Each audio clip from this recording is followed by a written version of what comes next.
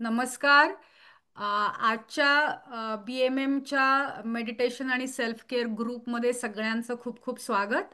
आज सुरुवात करायच्या आधी मला हे सांगायला आवडेल की आज आपल्या अलका देशपांडेचा वाढदिवस आहे, त्यामुळे आपल्या सगळ्यांतर्फे तिला खूप खूप शुभेच्छा. थँक्यू. आणि तिने वाढदिवसाच्या दिवशी सेशन करायचं ठरवलं. Thank you so much Alka. नाही, thanks a lot for the opportunity. Happy याच्यापेक्षा बर्थडे. जास्त ज्याच्यापेक्षा जास्त चांगलं गोष्ट मी वाढदिवसाला करू नाही शकत. हो, त्याच्यामुळे thank you. This was my it was my काय म्हणतात ना, ऑनर बेसिकली. प्लेजर. हां. आणि आजची सुरुवात आपण नेहमीप्रमाणे मेडिटेशननी करणार आहोत. आणि आज मी मेडिटेशन लीड करतेय, तर आपण नेहमीप्रमाणे अ, आपले मायक्रोफोन्स आपण म्यूट करूयात आणि मेडिटेशनला सुरुवात करूयात.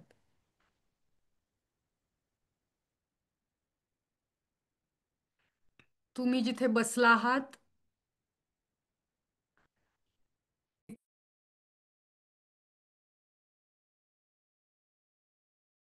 सायली, तुझा म्युटेड आहेस तू.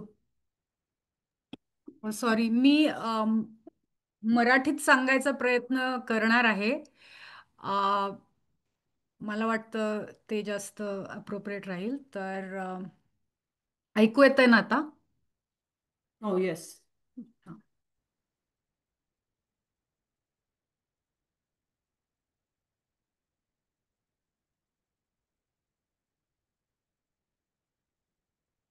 तुम्ही जिथे बसला आहात तिथे तुमच्या पाठीला आधार देऊन बसा. कम्फर्टेबली बसा.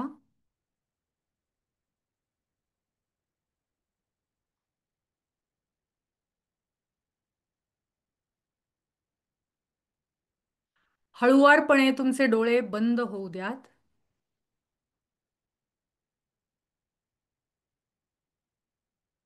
तुमचा श्वास नैसर्गिकरित्या वाहू द्यात.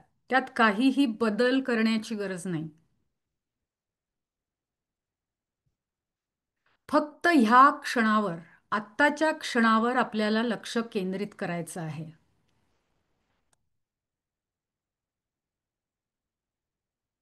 आता हळूच श्वास घ्या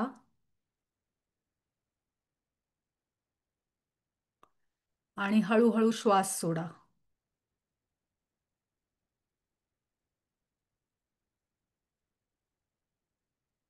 श्वास घेतल्यावर हवा आपल्याला पोषण देत आहे याची जाणीव होऊ द्या.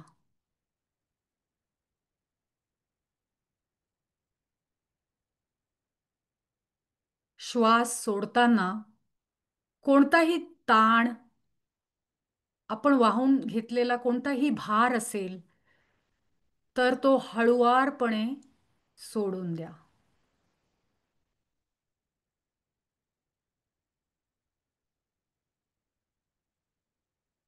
प्रत्येक श्वासाबरोबर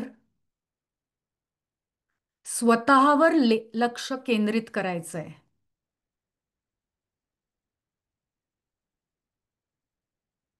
जसं म्हणतात ना, come home to yourself. स्वतःच्या श्वासावर, स्वतःवर लक्ष केंद्रित करा.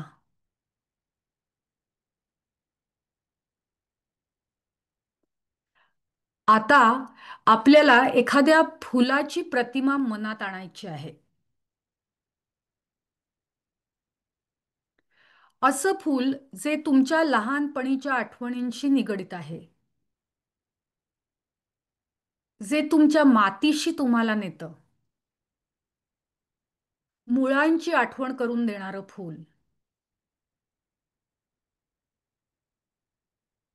कदाचित ते गढूळ पाण्यात उगवणारं कमळ असेल, किंवा उबदार हवेत डोलणारा चाफा असेल.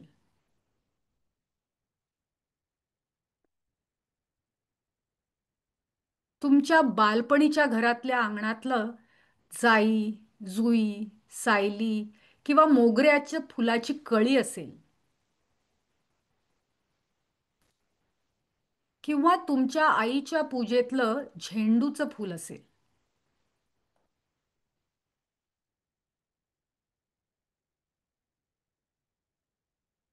आता अशी कल्पना करायची आहे की हे फूल तुमच्या छातीच्या मध्यभागी हळुवारपणे विसावलेलं आहे.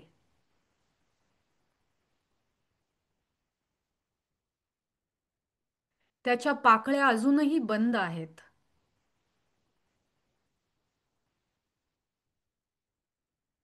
तुमच्या हृदयाजवळ ह्या फुलाची कळी वाट पाहत आहे.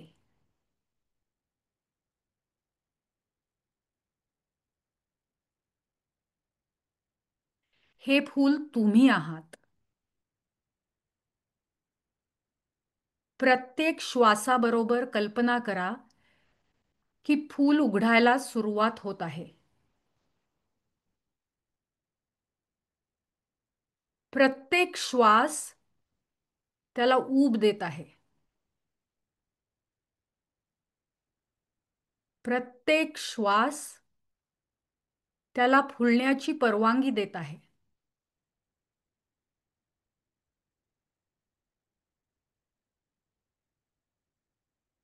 एक खोलवर श्वास घ्या.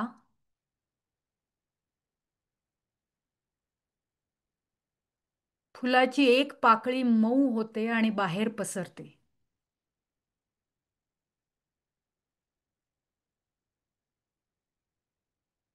श्वास सोडताना तुमचे खांदे मोकळे होतात.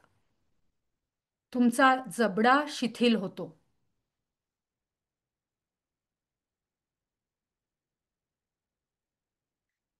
जसं जसं फूल उघडतं तसं तसं स्वतःला त्याचं सौंदर्य अनुभवू द्या आणि त्यातली शक्ती देखील.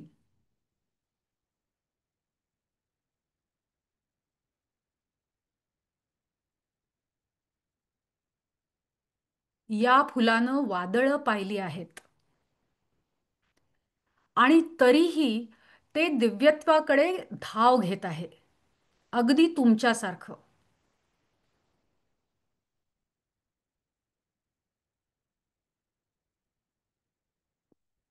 आता या फुलाद्वारे एक मऊ सोनेरी प्रकाश आपल्या संपूर्ण शरीरात हळूहळू पसरू द्या. तो प्रकाश तुमच्या हृदयातून वाहू द्या. हातांमधून खाली तुमच्या पोटामध्ये, पोटातून पायांमध्ये, अगदी पायांच्या तळव्यापर्यंत तो प्रकाश वाहू द्या.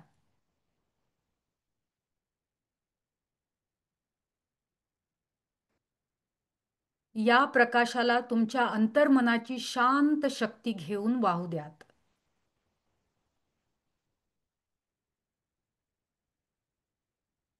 जर तुमचं मन भटकत असेल तर हळुवारपणे फुलाकडे परत या. तुमच्या श्वासाकडे परत या. स्वतःकडे परत या.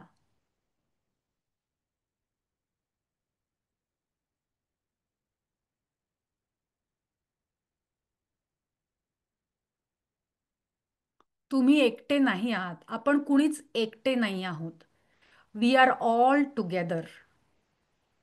We bloom together. प्रत्येक फूल त्याच्या स्वतःच्या वेळेतच उघडते आणि प्रत्येक फूल आपापल्या ठरलेल्या सामायिक वेळेत बागेत रंग भरते. अजून एक हळुवार श्वास घ्या आणि एक हळुवार श्वास सोडा.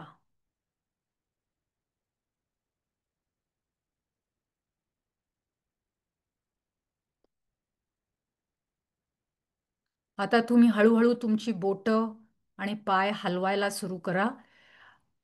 पायाखालच्या जमिनीची जाणीव होऊ द्या आणि हळुवारपणे तुमचे डोळे उघडा.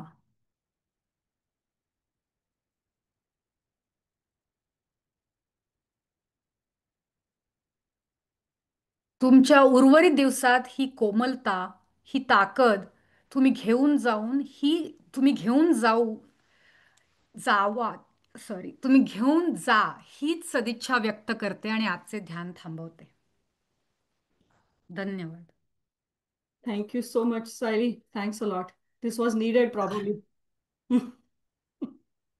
ऐकू येत आहे का व्यवस्थित? हो हो, ऐकू येतंय. ठीक आहे. It's all yours.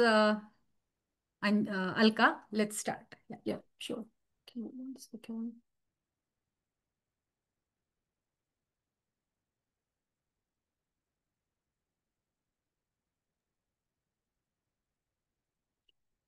Okay, so आजचा आपला विषय ॲक्च्युली खूप काही वेगळा विषय नाही आहे. बऱ्याचशा आपल्या आपल्या सगळ्यांनाच ह्याच्याबद्दल माहिती आहे. आपण पहिल्यापासनं बघत आलो आहे ह्याच्यावरती, किंवा पहिल्यापासून ह्याची आपल्याला कल्पना आहे की आपल्या शरीरातलं लोह म्हणजे काय, आयन म्हणजे काय.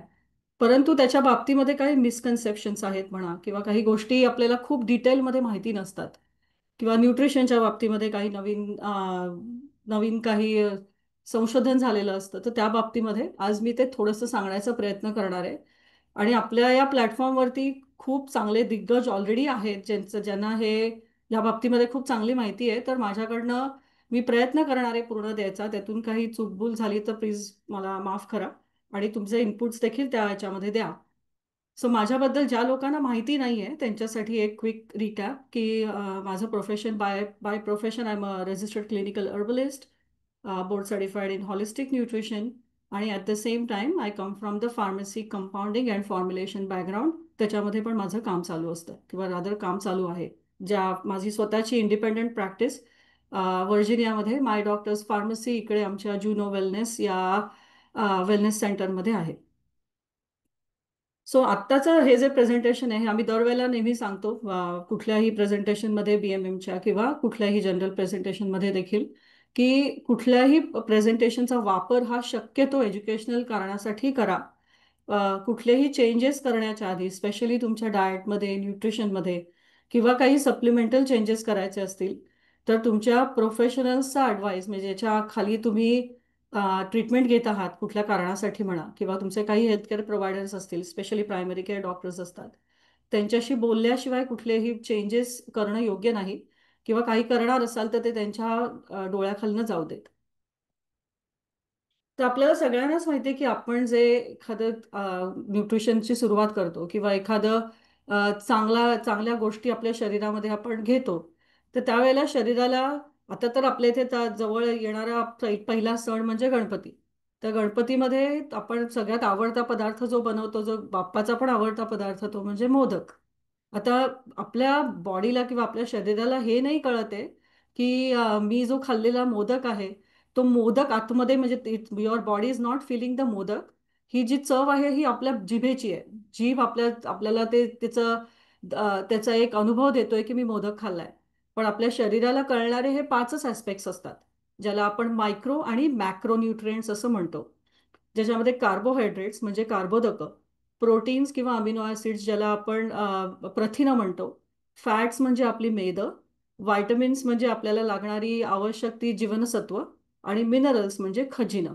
तर हे सगळे आपले मराठी वर्ड्स आहेत. तर हे पाचच गोष्टी आपल्या शरीराला कळतात की तुम्ही काय खाताय, त्याच्यामध्ये कार्बोहायड्रेट्स, प्रोटीन्स आणि फॅट्स किती, आणि त्याच्यातले मिळणारे तुमची आवश्यक जीवनसत्व किती, किंवा खनिजं काय मिळतात. आता युजली आपण बऱ्याचशा प्रेझेंटेशन्समध्ये म्हणा, किंवा बरंच वाचतो त्याच्यामध्ये, पण कार्बोहायड्रेट्स, प्रोटीन्स, फॅट्सचा तर 100% विचार करतो. नेहमी आपण त्याच्याबद्दल वाचत असतो, किंवा we are watching calories, carbohydrates किती खाल्ले आहेत. मग एखाद्याला डायबिटीज असेल तर त्याने किती खावं, किती नाही, हा सगळा विचार आपण करतो. व्हायटमिन्सचा तर विचार केला जातोच, कारण व्हायटमिन्स तुम्हाला शरीराला, तर डी व्हायटमिन, बी व्हायटमिन, हे सगळ्या गोष्टी आपण सारख्या बघत असतो. परंतु मिनरल्सचा जो विचार आहे तो खूप डीपमध्ये केला जात नाही, आणि त्याच्यावरती जास्त बोललं जात नाही. तर म्हणून आज मुद्दाम हा विषय मी निवडला की आयन, त्यातल्या त्यात एक आवश्यक असणारे 2-3 मिनरल्स आहेत, जसे कॅल्शियम आहे, पोटॅशियम आहे, मॅग्नेशियम आहे.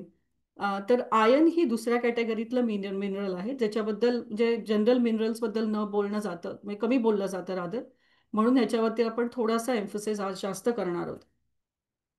तर आता या सगळ्या खनिजांचा आपल्या शरीरामधला काय रोल आहे, म्हणजे आपण त्या शरीरामध्ये आपल्याला खनिज काय काम करतात ते आपण पहिल्यांदा बघूया. तर खनिजामध्ये त्यांची मुख्य आहेत ती चार कारणं किंवा चार गोष्टींसाठी खनिजं वापरली जातात. त्याच्यामध्ये एक तर खनिजे ही को एन्झाईम. आता को एन्झाईमचा अर्थ काय, तर आपल्या शरीरामध्ये जे वेगवेगळी एन्झाईम्स तयार होत असतात, एक प्रकारची द्रव्य तयार होत असतात, जी आपल्या शरीरामधल्या कॅटलिस्ट म्हणजे एखादी गोष्ट, आता फॉर एक्झाम्पल आपण एखादं कुठलंही अन्न खाल्लं, तर अन्न खाल्ल्यानंतर ते अन्न पचवण्यासाठी आपल्याला काही एन्झाईम्स प्रोड्यूस करतं बॉडी किंवा तयार करतं. तर त्या एन्झाईम्स प्रोड्यूस करण्यासाठी देखील एक सपोर्टिव्ह फॅक्टर लागतो. म्हणजे ही सगळीच गोष्ट, म्हणजे फॉर एक्झाम्पल कुठलाही प्रोजेक्ट जेव्हा आपण सुरू करतो जनरल याच्यामध्ये पण, तर हा प्रोजेक्ट तडीस नेण्यासाठी आपल्याला बरेच मोठे वेगवेगळे वेगवेगळे विभाग काम करत असतात. तर त्या विभागांपैकी त्या प्रोजेक्टला सपोर्टिव्ह जो विभाग असतो तो म्हणजे आपले को एन्झाईम्स, आणि त्या को एन्झाईम्ससाठी म्हणजे मिनरल्स ही को एन्झाईम्स म्हणून काम करत असतात. तर आपण पुढे बघूया की वेगवेगळे प्रकार काय आहेत त्याच्यातले. नंतर दुसरी गोष्ट म्हणजे आपले जे इलेक्ट्रिकल इम्पल्सेस असतात शरीरातले नर्व इम्पल्सेस, ज्याला आपण वेगवेगळ्या प्रकारे आपल्याला एक संवेदना आपल्या नर्व्समध्ये किंवा शिरांमध्ये येत असते, तर त्याच्यासाठी ते इलेक्ट्रिकल करंट जे ऑल्टर केले जातात त्याच्यासाठी पण रिस्पॉन्सिबिलिटी ही मिनरलची असते. त्याचबरोबर आपलं जे सेल्स म्हणजे पेशींचे जे मेम्ब्रेन्स असतात, त्या मेम्ब्रेन्समधनं जो ट्रान्सपोर्ट असतो गोष्टींचा, इकडनं तिकडे एनर्जी ट्रान्सपोर्ट इकडनं तिकडे करणं, ह्या ज्या गोष्टी असतात ते फॅसिलेट करण्याचं काम किंवा ते करण्याचं काम हे मिनरल्सकडे बऱ्यापैकी असतं. त्याचबरोबर आपल्या मसल्स म्हणजे मांसपेशींमधलं जे ट्रिगर असतो, एक कॉन्ट्रॅक्शन जे असतं मसल्समधनं, ते पण काम जे आहे ते मिनरल्सकडे किंवा आपल्या खजिनांकडे असतं.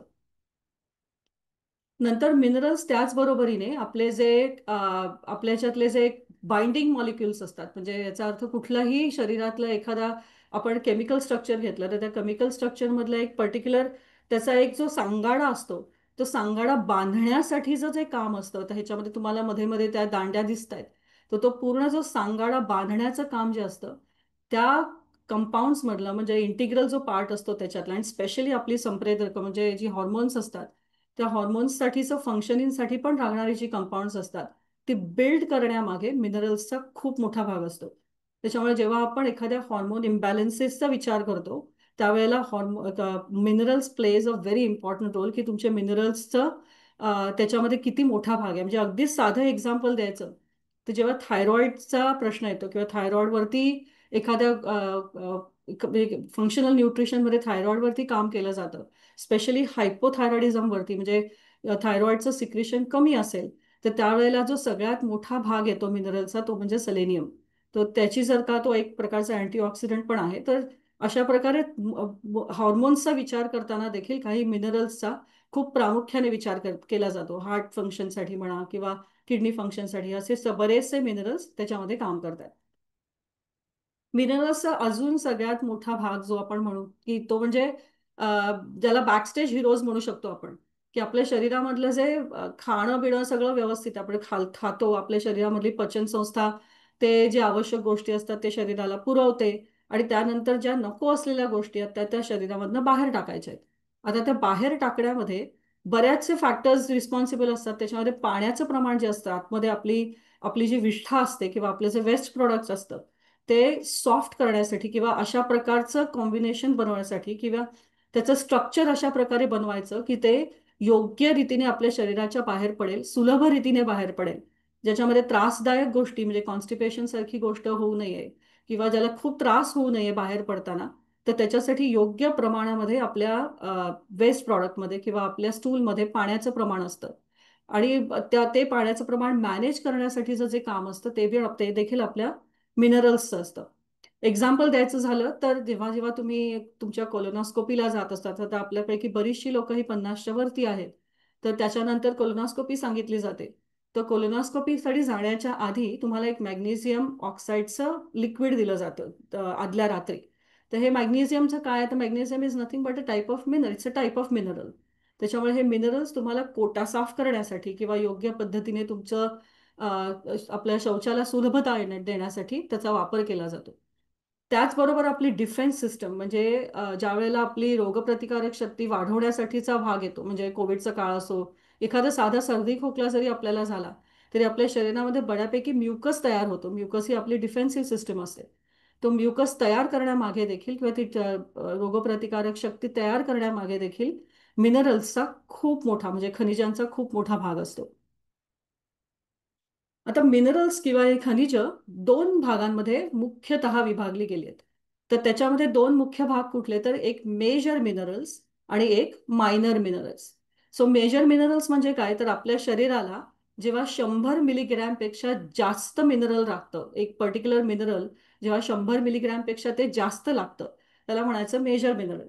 आणि जेव्हा 100 मिलीग्रॅम म्हणजे जेव्हा एखादं मिनरल काही मायक्रोग्राम्समध्ये असतं, अगदी कमी क्वांटिटीमध्ये असतं, त्याला म्हणायचं ट्रेस मिनरल्स किंवा मायनर मिनरल्स.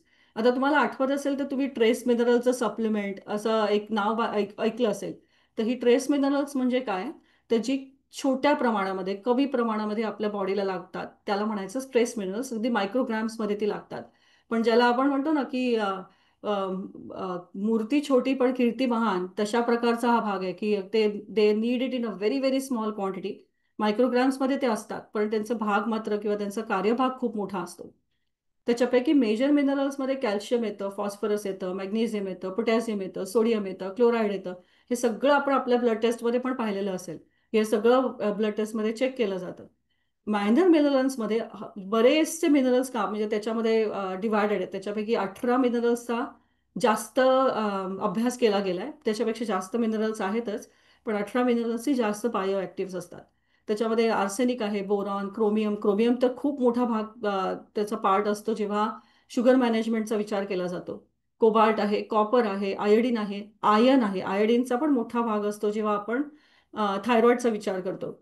नंतर आयर्न जे आपण आज बघणार आहोत, मॅंगनीज आणि अजून बरेच. त्याच्यापैकी झिंक आपल्या सगळ्यांना माहिती आहे, सिलिकॉन माहिती आहे. सिलिकॉन युजली आपण त्याच्याकडे खूप असं डीपली बघत नाही, परंतु सिलिकॉनचा उपयोग हा जास्त तुमची हेअर, नेल आणि स्किन जेव्हा जेव्हा त्याच्यामध्ये कॉम्प्रोमाइजेस होतात, तर silicon plays a very big role. जेव्हा तुमचं हेअर मॅनेजमेंट किंवा हेअर फॉलसाठी मॅनेजमेंट करायची असते त्यावेळेला केला जातो. झिंक तर आहेच, म्हणजे zinc is one of the major minerals असं म्हणता येईल, की जे स्पेशली पुरुषांच्या बाबतीमध्ये जेव्हा त्यांचं वीर्य तयार होत असतं, त्या वीर्यामधला सगळ्यात मेजर भाग हा झिंकचा असतो.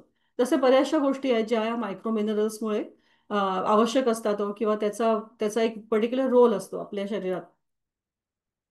तर ह्याच्यापैकी आपण मिनरलचं जेव्हा अ, एखादा ॲब्झॉर्प्शनचा विचार केला जातो किंवा मिनरल्सचा इनटेकचा विचार केला जातो, की एखाद्याच्या शरीरामध्ये आपण किंवा एखाद्याने किती इनटेक घ्यावा त्याचा. तर तो जो भाग आहे, ज्याप्रमाणे आयुर्वेदामध्ये 3 वेगवेगळ्या प्रकृती आहेत, वात, पित्त आणि कफ. त्याप्रमाणे आपली जी प्रकृती असते किंवा आपण एखादा इंडिव्हिज्युअल जो असतो त्याची प्रत्येकाची नीड वेगवेगळी असू शकते. म्हणजे तुम्ही एक टाईप ऑफ डोसेज हा दुसऱ्या माणसाला देऊ शकत नाही किंवा कदाचित तो कमी जास्त प्रमाणामध्ये असू शकतो. म्हणजे प्रत्येकाची ॲब्झॉर्बन्सी वेगळी असते. गॅस्ट्रोस्टिनल म्हणजे गॅस्ट्रो इंटेस्टिनल ॲब्झॉर्ब तुम्ही किती प्रकारे तुमच्या जठरामधनं त्याचं किंवा स्मॉल इंटेस्टाईनमधनं तुमचं ॲब्झॉर्प्शन होत आहे. त्याच प्रकारे तुम्ही जे खाणं खाताय किंवा जे जेवण घेताय किंवा ज्या काही आपल्या भाज्या किंवा जे काही तुमचे डाळी किंवा जे काही ॲनिमल प्रॉडक्ट्स खाताय, त्याच्यामध्ये तुमचं मिनरलचं प्रमाण किती आहे. स्पेशली भाज्यांमध्ये ज्या भाज्या उगवल्या जातात किंवा दादर जिथे उगवल्या जातात, त्या मातीची सॉइल क्वालिटी कशी आहे, कारण मिनरल्स हे आपल्या त्या मातीतनं मिळत असतात. त्या मातीची सॉइल क्वालिटी क्वालिटी कशी आहे. आणि त्याच्याच बरोबर सगळ्यात इम्पॉर्टंट जो पार्ट असतो, की इन्फ्लुअन्स म्हणजे ही जी मिनरल्स असतात ते एकत्र एका बरोबर काम करत असतात सगळे. तर या मिनरल्सचा दुसऱ्या मिनरल्सच्या बरोबर असलेलं काय इंटरॅक्शन आहे, ते दुसरं मिनरल जे एका मिनरलच्या बरोबर एका खजिनाबरोबर दुसऱ्या खनिज जी असतात, ते खनिज त्या दुसऱ्या मिनरलवरती काय काम करत आहे किंवा त्याचा इन्फ्लुएन्स किती आहे, ते देखील सगळ्यात महत्त्वाचं असतं. म्हणून इथे त्या दोन गोष्टी मी जरा जास्त हायलाईट केल्यात, की गॅस्ट्रो इंटेस्टिनल ॲब्झॉर्प्शन तुमचं आणि तुमच्या शरीरामध्ये असलेले दुसरी खनिज, त्याच्या बरोबरीने असलेली खनिज किती जास्त कमी प्रमाणात आहेत. तर त्याचा खूप मोठा इन्फ्लुअन्स ह्या पर्टिक्युलर खनिजांचा ॲब्झॉर्प्शनवरती असतो किंवा त्याच्या प्रमाणावरती असतो. आता एक्सेस मिनरलची जेव्हा इम्बॅलन्स होत असतो, तर तो एक्सेस मिनरल जेव्हा मी म्हणाले की दुसऱ्या खनिजाचा इम्पॉर्टन्स, तो अँटागॉनिस्ट म्हणजे काय, तर तिथे कुठेतरी त्याचं काम थांबवण्याचं काम ते दुसरं मिनरल करत असतं. त्याच्यामुळे हे जोडीने येतात, त्या गोष्टी अशा जोडीने बघायच्या असतात. म्हणजे त्याच्यामध्ये कॅल्शियम मॅग्नेशियम येतं, की कॅल्शियम खूप जास्त प्रमाणामध्ये तुम्ही वाढवायचा प्रयत्न केला तर मॅग्नेशियम डिप्लीट होऊ शकतं. तसं झिंक कॉपर येतं. कॅल्शियम आयन येतं. आता ह्याचे कॅल्शियम आणि आयन हे जास्त आपण बघणार आहोत पुढे जाऊन, कारण आपण आयन बद्दल बोलतोय. अशी बऱ्याचशा जोड्या आहेत. त्याच्यामुळे जेव्हा जेव्हा तुम्ही एखाद्या मिनरलचा की एखाद्या ठराविक डोसेजपेक्षा जास्त तुम्हाला माहिती नसताना त्याचा वापर केला जातो, त्यावेळेला ऑटोमॅटिकली दुसरं जे मिनरल असतं ते डिप्लीट व्हायला सुरुवात होते. तर त्याच्यामुळे त्याचा बॅलन्स करणं हे देखील तेवढंच इम्पॉर्टंट आहे. आता आयन म्हणजे काय, तर ion is just one of that 18 minerals पैकी खूप सुंदर असं मिनरल आहे की जे आपल्या ह्युमन फंक्शनसाठी किंवा आपल्या बॉडीसाठी अत्यंत आवश्यक असलेला भाग आहे रादर. किंवा ion is one of the well well studied आपण म्हणू शकतो की बऱ्याच लोकांना माहिती असलेली गोष्ट आहे की ते आपण बघायचं असतं किंवा त्याच्यावरती लक्ष ठेवायचं असतं. आणि as I sed well studied आहे, कारण आयन हे आपल्या ब्लड वर्कमध्ये व्यवस्थित प्रमाणामध्ये त्याच्यावर रिसर्च झालेला आहे. त्याच्यावरती बऱ्याचशा गोष्टींवरनं आपल्या शरीराचं काम कसं चालतं हे बघता येतं. त्याच्यामुळे असे हे जे आता ह्या ज्या गोष्टी मी तुम्हाला स्लाइड्सवरती दाखवल्या आहेत त्या तुम्हाला कदाचित तुमच्या ब्लड वर्कमध्ये दिसल्या असतील की ion, total ion binding capacity, ion saturation, ferritin, आणि त्याचबरोबरीने आयन असलेले जे कंपाऊंड्स असतात बघा, हा थोडासा डिफरन्स आहे. आयन आणि आयन असलेले कंपाऊंड्स यामध्ये फरक आहे.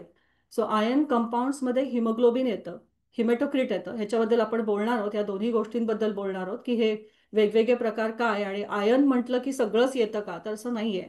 त्या बऱ्याचशा वेगवेगळ्या वेगवेगळ्या कॅटेगरीजमध्ये त्याचं डिव्हिजन केलेलं असतं. पण हे आपल्या ब्लडवर्कमध्ये खूप चांगल्या प्रमाणामध्ये दिसतं, त्याच्यामुळे हे वेल स्टडीड पण आहे. आणि त्याच्या अनुषंगाने बऱ्याचशा गोष्टींची माहिती आपल्याला आधी कळते.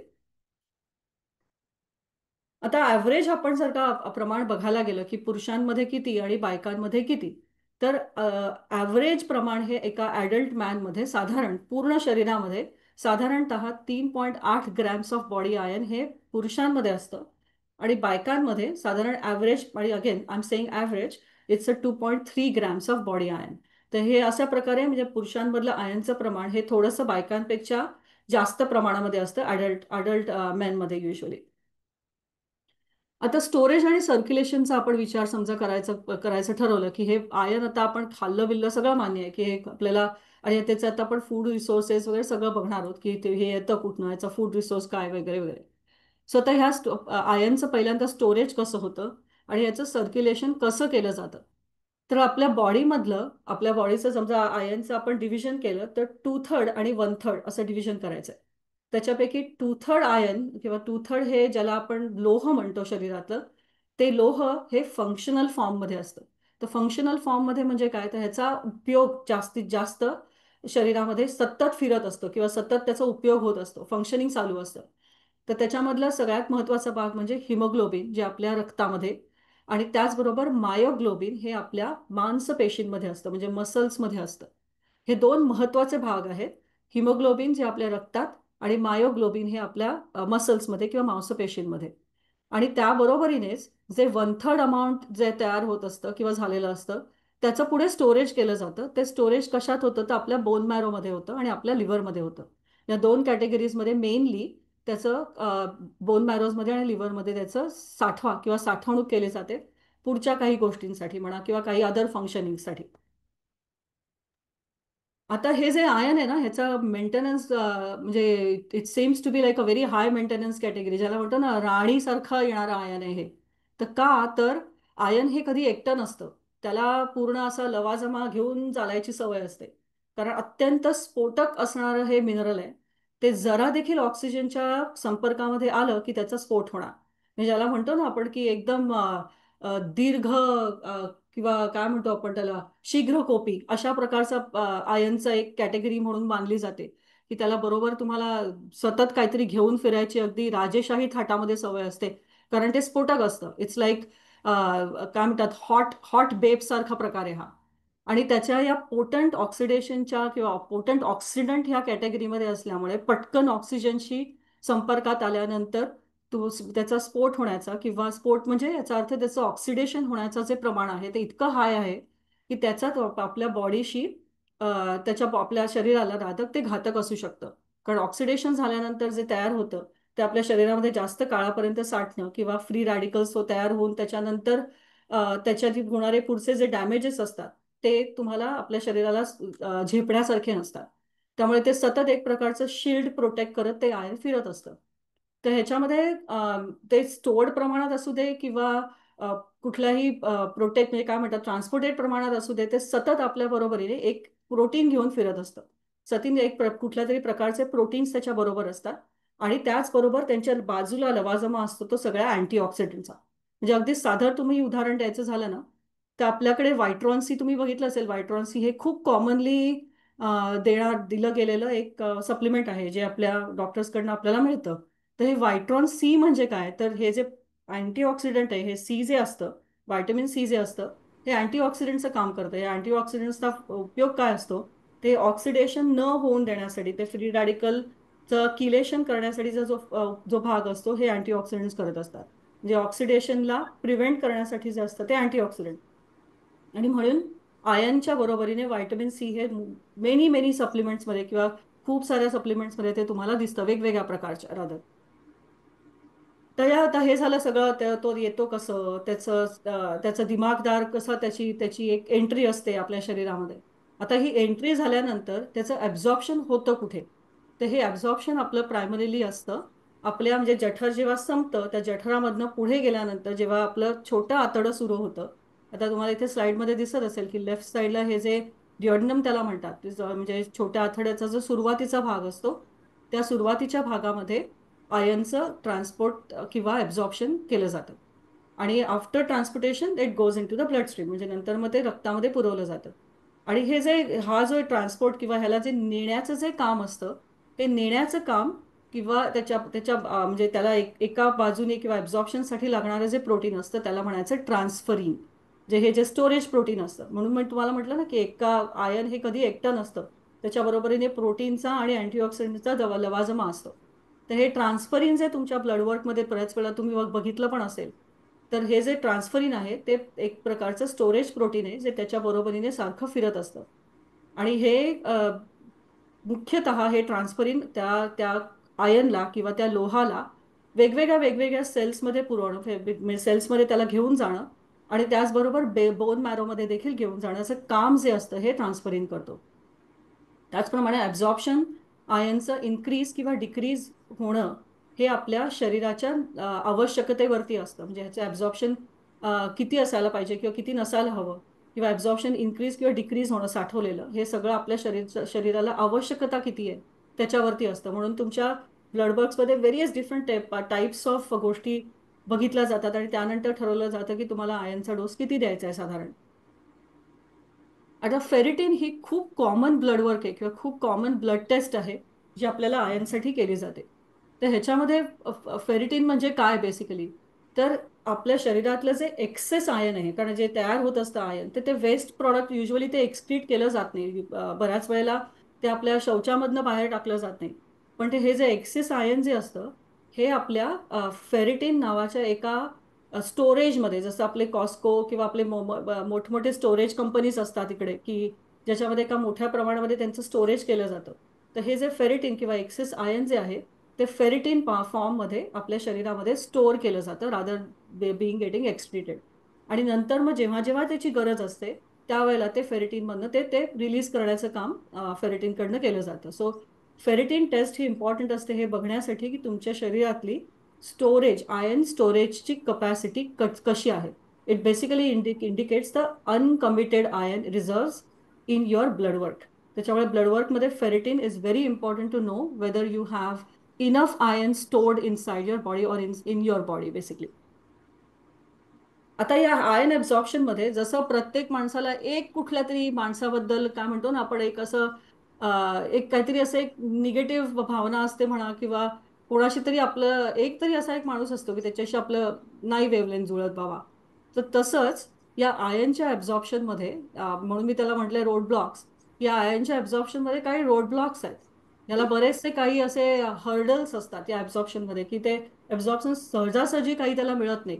कदाचित त्याच्या कुंडलीमधल्या शनीला काहीतरी प्रॉब्लेम असावा की ते सतत त्याला रोड ब्लॉक्समध्ये बऱ्याच गोष्टींमधनं जावं लागतं.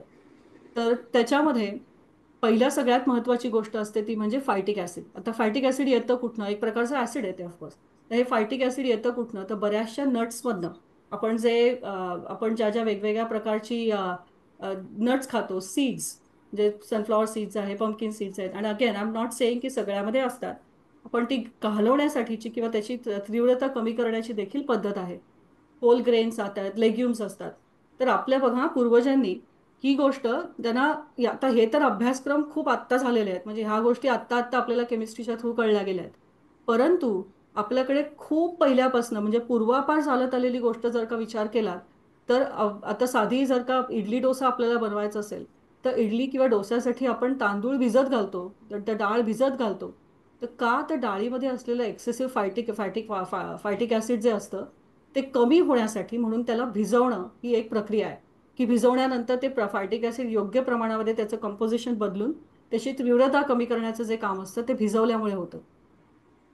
त्याचमुळे काही पॉलिफिनॉलिक कंपाऊंड्स म्हणजे चहा आहे, कॉफी आहे, काही वेगळ्या प्रकारची फळं आहेत, भाज्या आहेत. त्याच्यामुळे ते देखील आयनचं ॲब्झॉर्प्शन एक कमी करण्यामागे त्या मोठ्या गोष्टी म्हणजे त्याचाच एक मोठा हातभाग असतो. त्याच्यापैकी चहा कॉफीमध्ये स्पेशली चहामध्ये टॅनिन्सचं जे प्रमाण असतं तर tannins is one of the things की ते आयनचं ॲब्झॉर्प्शन थोडंसं काय म्हणतात ना थोडंसं त्याला एक त्याचा दीर्घ त्याला वेळ लावतं किंवा कमी करतं. म्हणून ज्या लोकांना खूप जास्त प्रमाणामध्ये चहा कॉफी पिण्याची सवय आहे किंवा रादर खूप चांगल्या मील्स बरोबर म्हणजे आयनयुक्त मील जेव्हा आपण घेत असतो त्याच्याबरोबरीने समजा चहा आणि कॉफी खूप प्यायली जात असेल तरी देखील त्यांचं ॲब्झॉर्प्शन आयनचं कमी असतं इन जनरल. नंतर calcium is one of the very very important factors कारण काय होतं मेनली आपल्या म्हणजे बायकांच्या बाबतीमध्ये युजली मेनोपॉझल जेव्हा इश्यूज किंवा मेनोपॉज सुरू होतो त्यावेळेला बाकीच्या काही हॉर्मोन्सला स्पेशली एस्ट्रोजनचा इम्बॅलन्स जेव्हा असतो त्या काळामध्ये त्यावेळेला कॅल्शियम सजेस्ट केलं जातं कारण ते बोनहेल्थ साठी म्हणून दिलं जातं. परंतु ते कॅल्शियम किती घ्यायचं त्याचं एक प्रमाण आहे कारण एक्सेसिव्ह कॅल्शियम घेतल्यानंतर येणारा हा प्रॉब्लेम म्हणजे आयनमध्ये डिप्लिशन होणं हा एक मेजर इश्यू असतो. त्याच्यामुळे कॅल्शियमचं मॉनिटरिंग देखील तुमच्या डॉक्टरांच्या सल्ल्यानीच करावं. कारण as I said I have mention this many many times जेव्हा हे डॉक्टर्स त्या जेवढ्या प्रदीर्घ काळाच्या अभ्यासक्रमांमधनं जात असतात त्यावेळेला they are very highly trained in this even though not nutrition is not a very speciality in medical फील्डमध्ये तरी पण they are very much aware of all these things आणि त्यांना त्यांच्या सल्ल्याशिवाय शक्यतो या गोष्टींकडे जाऊ नये कारण नंतर they obviously send it to a nutrition specialist किंवा त्या डायटिशियनकडे तुम्हाला ते पाठवतात पण जेव्हा त्यांना माहिती असतं की एक ठराविक प्रमाणातच कॅल्शियम तुम्हाला घेणं आवश्यक आहे तर ते सल्ल्याशिवाय शक्यतो एक्सेस कॅल्शियम घेऊ नये म्हणून this is another part you have to be careful about. त्याचप्रमाणे काही लोकांना डायजेशनचा इश्यू असतो तर त्या लोकांमध्ये स्पेशली प्रोटीन डायजेशनचा ज्यांना प्रॉब्लेम आहे प्रोटीन ज्यांचे नीट जास्त प्रकारे डायजेस्ट केले जात नाहीत त्याचं कारण असंही असू शकतं की त्यांचं एन्झाईम प्रोडक्शन नीट नाही आहे म्हणजे जे प्रोटीनला जी प्रोटीन पर्टिक्युलर एन्झाईम असतं जे प्रोटीन ब्रेक करतं ती एन्झाईम इनफ कदाचित नसेल त्याच्यामुळे ते प्रोटीन जे आहे ते पार्शली डायजेस्ट होतं ते पूर्णपणे डायजेस्ट होत नाही आणि त्या कारणास्तव तुमचं आयर्न ॲब्झॉर्प्शन देखील कमी होऊ शकतो. So these are the few factors or the top important factors which are the roadblocks for the iron absorption. तसंच जसं रोड ब्लॉक्स आहेत ना तसंच आयनचे किंवा आपल्या लोहाचे खूप चांगले मित्र पण आहेत जे आपल्या त्या आयनला बूस्ट करण्याचं काम सारखं करत असतात. नाही तुम आगे जाओ हम तुम्हारे साथ है. त्याच्यामध्ये सगळ्यात पहिलं येतं ते म्हणजे स्कॉर्बिक ऍसिड. आता स्कॉर्बिक ऍसिड म्हणजे काय तर व्हायटमिन सी जे ज्याचं बफर्ड व्हायटमिन सी ज्याला आपण म्हणू शकतो. स्कॉर्बिक ऍसिड म्हणजे व्हायटमिन सीचा जो भाग आहे आयन आणि vitamin C are the best buddies ज्याला आपण म्हणू की बऱ्याच वेळेला तुमचं जर का आयनयुक्त फूड असेल तर अशा वेळेला ते व्हायटमिन सी बरोबर घेतलं तर त्याचं ॲब्झॉर्प्शन हे खूप चांगल्या प्रमाणे क्विकली होऊ शकतं. म्हणून आपल्या क्विझिन्समध्ये पण ना जे जास्त आयन असेल तर समजा बिटाची कोशिंबीर घ्या किंवा एखादं मीटचं प्रोडक्ट घ्या तर मीटच्या प्रोडक्टवरती आपल्याला लिंबू पिळण्याची एक ते आपल्या रेसिपीजमध्ये असतं ते ते असंच दिलेलं नाही आहे. त्याची बरीच कारणं आहेत पण त्याच्यातलं असलेलं व्हायटमिन सीचं जे कॉन्टेंट आहे ते आयनला बूस्ट करण्यासाठी वापरलं जातं.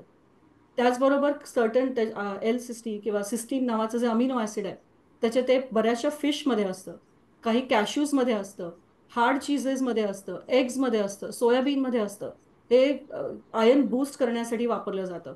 म्हणजे अगदी अजून एक चांगलं एक्झाम्पल आपल्या व्हेजिटेरियन गोष्टींमध्ये द्यायचं तर आपल्या ज्या काळ्या मनुका असतात ज्याच्यामध्ये आयन खूप छान प्रमाणामध्ये असतं किंवा आयनचा एक चांगला प्लांट सोर्स म्हणून आपण काळ्या मनुका घेतो तर त्या युजली भिजवून काळ्या मनुका आपण घेतो तर काळ्या मनुका भिजवलेल्या आणि त्याच्याबरोबर समजा काजू आणि तुम्हाला आठवत असेल तर त्याचं एक म्हणजे एक आपल्या काय म्हणतात बर्फीमध्ये वगैरे पण, किंवा एखादं कॉम्बिनेशन जर का करायचं झालं तर युजली काजू आणि काळी मनुका एकत्र दिली जाते.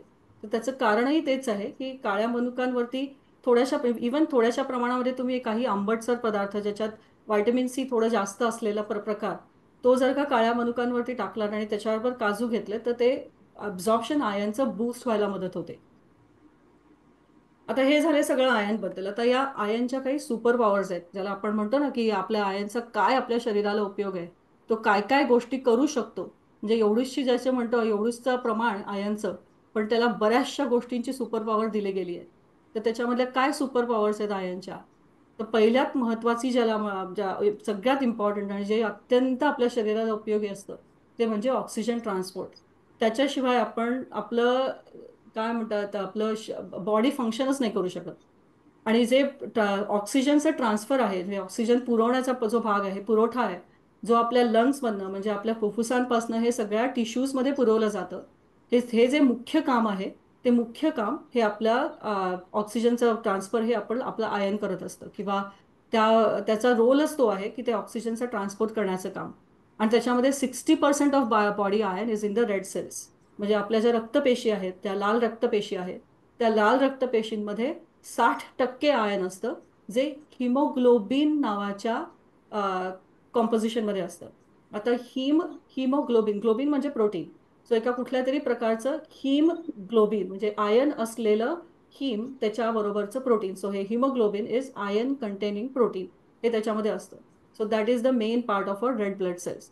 म्हणून आपल्याकडे ब्लड वर्कमध्ये देखील हिमोग्लोबिनचं काउंट चेक केलं जातं टू सी की तुम्हाला धाप लागतेय, किंवा तुमचा ओव्हरऑल ऑक्सिजनचा पुरवठा कसा आहे, हे सगळं बघण्यासाठी म्हणून haemoglobin is very important to check in the blood works, किंवा ते आपल्या डॉक्टर्सतर्फे चेक केलं जातं. दुसरं महत्वाचं फंक्शन ते म्हणजे मसल फंक्शन, म्हणजे मसल बिल्ड करण्याचं. आता 60% बघितलं आपण आयन की ते आपल्या रक्तपेशींमध्ये असतं. आता हे 10% आयन जे आहे ते आपल्या मसलच्या पेशींमध्ये वापरलेलं जातं, किंवा मसल सेल्समध्ये असतं, ज्याला आपण मायोग्लोबिन म्हणतात. त्या मायोग्लोबिनचं काम काय आहे, तर ते आपलं उरलेलं म्हणजे ऑक्सिजन पुरवठा किंवा त्याचं स्टोरेज जे असतं हे मायोग्लोबिनमध्ये असतं. आणि हे कधी रिलीज होतं, तर जेव्हा आपण फिजिकल ऍक्टिव्हिटीज करतो, एक्सरसाइज करतो, अशा वेळेला आपल्याला ऑक्सिजनची जास्त गरज असते, जे मसल्समधनं आपल्याला मिळत असतं. आणि ते रिलीज करण्याचं जे काम असतं, ते ऑक्सिजन रिलीज करण्याचं जे काम असतं to provide that energy is from myoglobin and specially during the physical activity. तिसरं महत्वाचं काम ते म्हणजे एनर्जी प्रोडक्शन. म्हणजे आपल्याला बाकी सगळं होतंय, पण तुम्हाला बऱ्याच वेळेला असं होतं की अरे मला काही ना थकवाच येतोय, मला त्रास होतोय, मला किती जरी झालं तरी बेडमधनं उठावंसं वाटत नाही. मग अशा वेळेला one of the test which is recommended is the iron test, to see की तुमची एनर्जी प्रोडक्शन कसं आहे. तर आपल्या मायटोकॉन्ड्रियामध्ये म्हणजे आपल्या त्या सेल्युलर फंक्शनमध्ये एटीपी इज द एनर्जी प्रोडक्शनचं ते सायकल असतं. Adenosine triphosphate is the cycle for the energy production. आणि त्याच्यामधल्या म्हणजे आपल्या सेल्समधल्या आतल्या त्या मायटोकॉन्ड्रियामध्ये म्हणजे आपल्या पेशींमधल्या मायटोकॉन्ड्रियामध्ये सायटोक्रोम्स जे असतात, त्याच्यामध्ये त्या इलेक्ट्रॉनचं कॅरियर म्हणजे ते सगळ्या ते काय म्हणतात ना कामगारी गोष्टी ज्या असतात, सतत काम काम काम काम काम सतत काम, ते फंक्शनल चालू असतं. हे सगळं प्रोव्हाइड करण्याचं जे काम असतं हे त्या एनर्जी सायकलमध्ये आयन पुरवत असतं.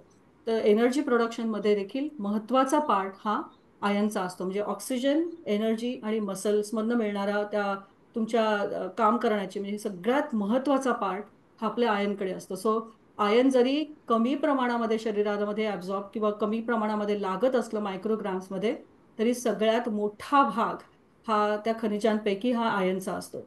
स्पेशली फ्रॉम द मायक्रो मिनरल्समध्ये. आता अजून एक महत्वाचा भाग जो आपण बऱ्याचशा वेळेला त्याच्याकडे लक्ष दिलं जात नाही रादर, तर आपल्या शरीरातलाच महत्वाचं एक ऑर्गन आपण बघितलं तो म्हणजे लिव्हर, किंवा यकृत ज्याला आपण म्हणतो.